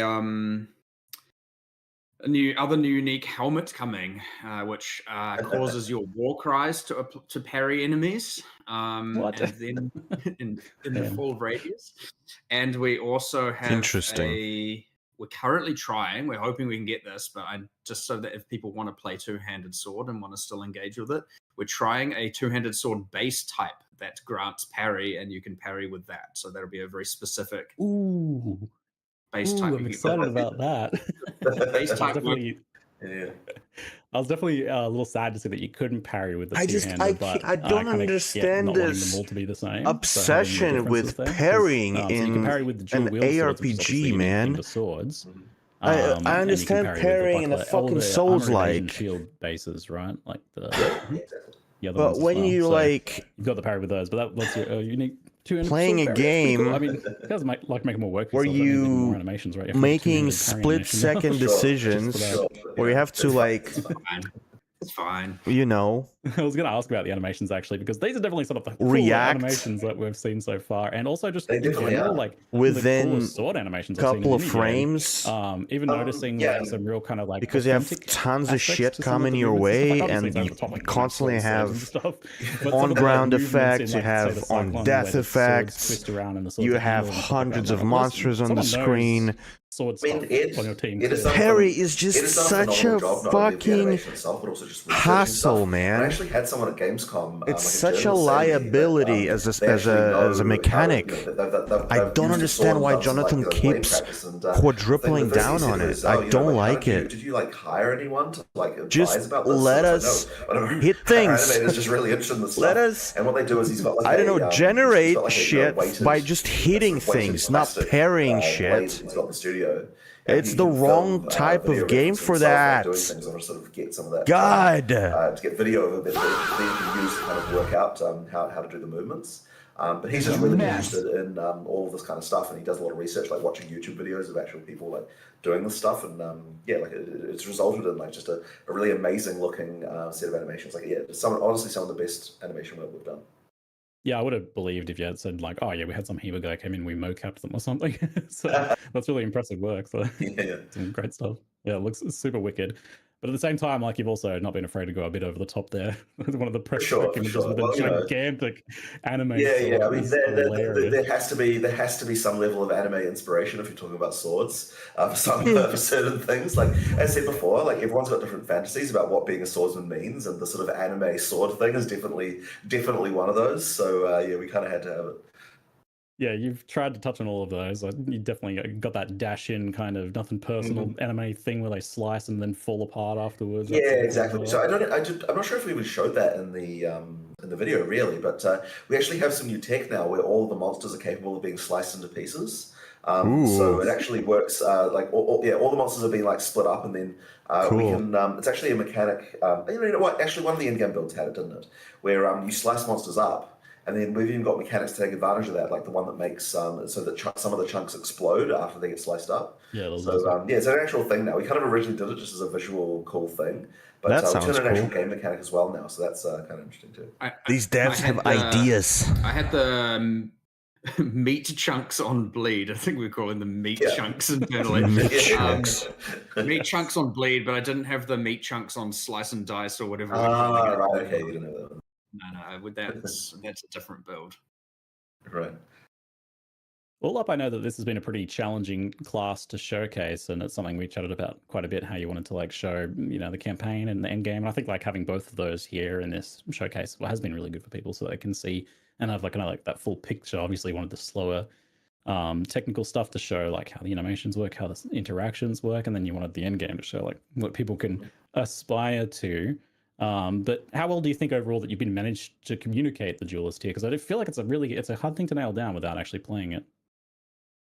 Mostly because, like, you know, you can see the fluidity, sort of. You don't really know how it feels. So, I mean, I think one of the reasons why I was so keen to demonstrate it at Gamescom, so a bunch of people can get their hands on it, Yeah, honestly, it's just been really good. Like a lot of people really enjoyed it. So I think I think I was a little bit worried, right? Because like I was worried, like will people understand ready stance and so on? And we were so worried about it. We're like, okay, we need to have some like signs up that explain ready stance. We need to make sure there's a tutorial in this Gamescom build that we've got for this, just for that to make sure it works. And if all else fails, we've got Kevin who can just walk around and tell people if they're not doing it. That's the just like really certain that everyone understands the mechanic. But yeah, like honestly, once you feel it, once you feel the flow, it totally makes sense. And honestly, even like some of the design meetings I'll have, I'm just like sitting there, just like doing ready stance attacks. I'm like, oh, like I'll sometimes just like lose track of time, just sitting there like doing it. It's just so fun to actually do. Yeah, I really enjoy that part. So those endgame builds look very spicy. I know a fear was that like some people would feel that swords were too weak or too slow because you were showing just that early campaign side of things. Yeah. But if anything, after seeing like those endgame builds, I'm wondering like almost the opposite. Is like, is there a risk here that like the endgame power level of players has just become so high that opportunities to enjoy some of that deeper gameplay is becoming like too far and like too few and far? It is a potential concern for sure.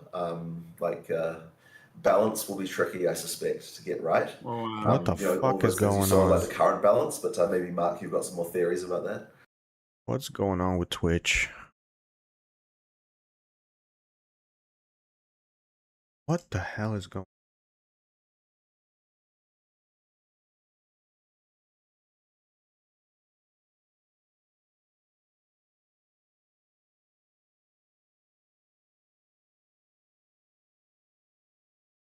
I literally just wanted to check my account. Fuck, man. Wait. What? What's up behind Yo, the website is cooked right now. It's fucking cooked. It's cooked. What's going on with this game now? This one's also crashed. Oh my god. All right, you know what? That's probably a good sign. That's probably a good sign. Everything is ending the way it started today. Everything is just going to shit. I will call it here for tonight. I am extremely tired. It's past midnight. I want to go to bed. We'll discuss the reveal tomorrow. We'll finish the Q&A tomorrow as well on tomorrow's stream. Don't worry about it. There's still a lot more to watch and kind of talk about. So yeah, I will see you guys on the next broadcast. Thanks for coming in and hanging out. As always, stay wild and have a good night. I will see you tomorrow.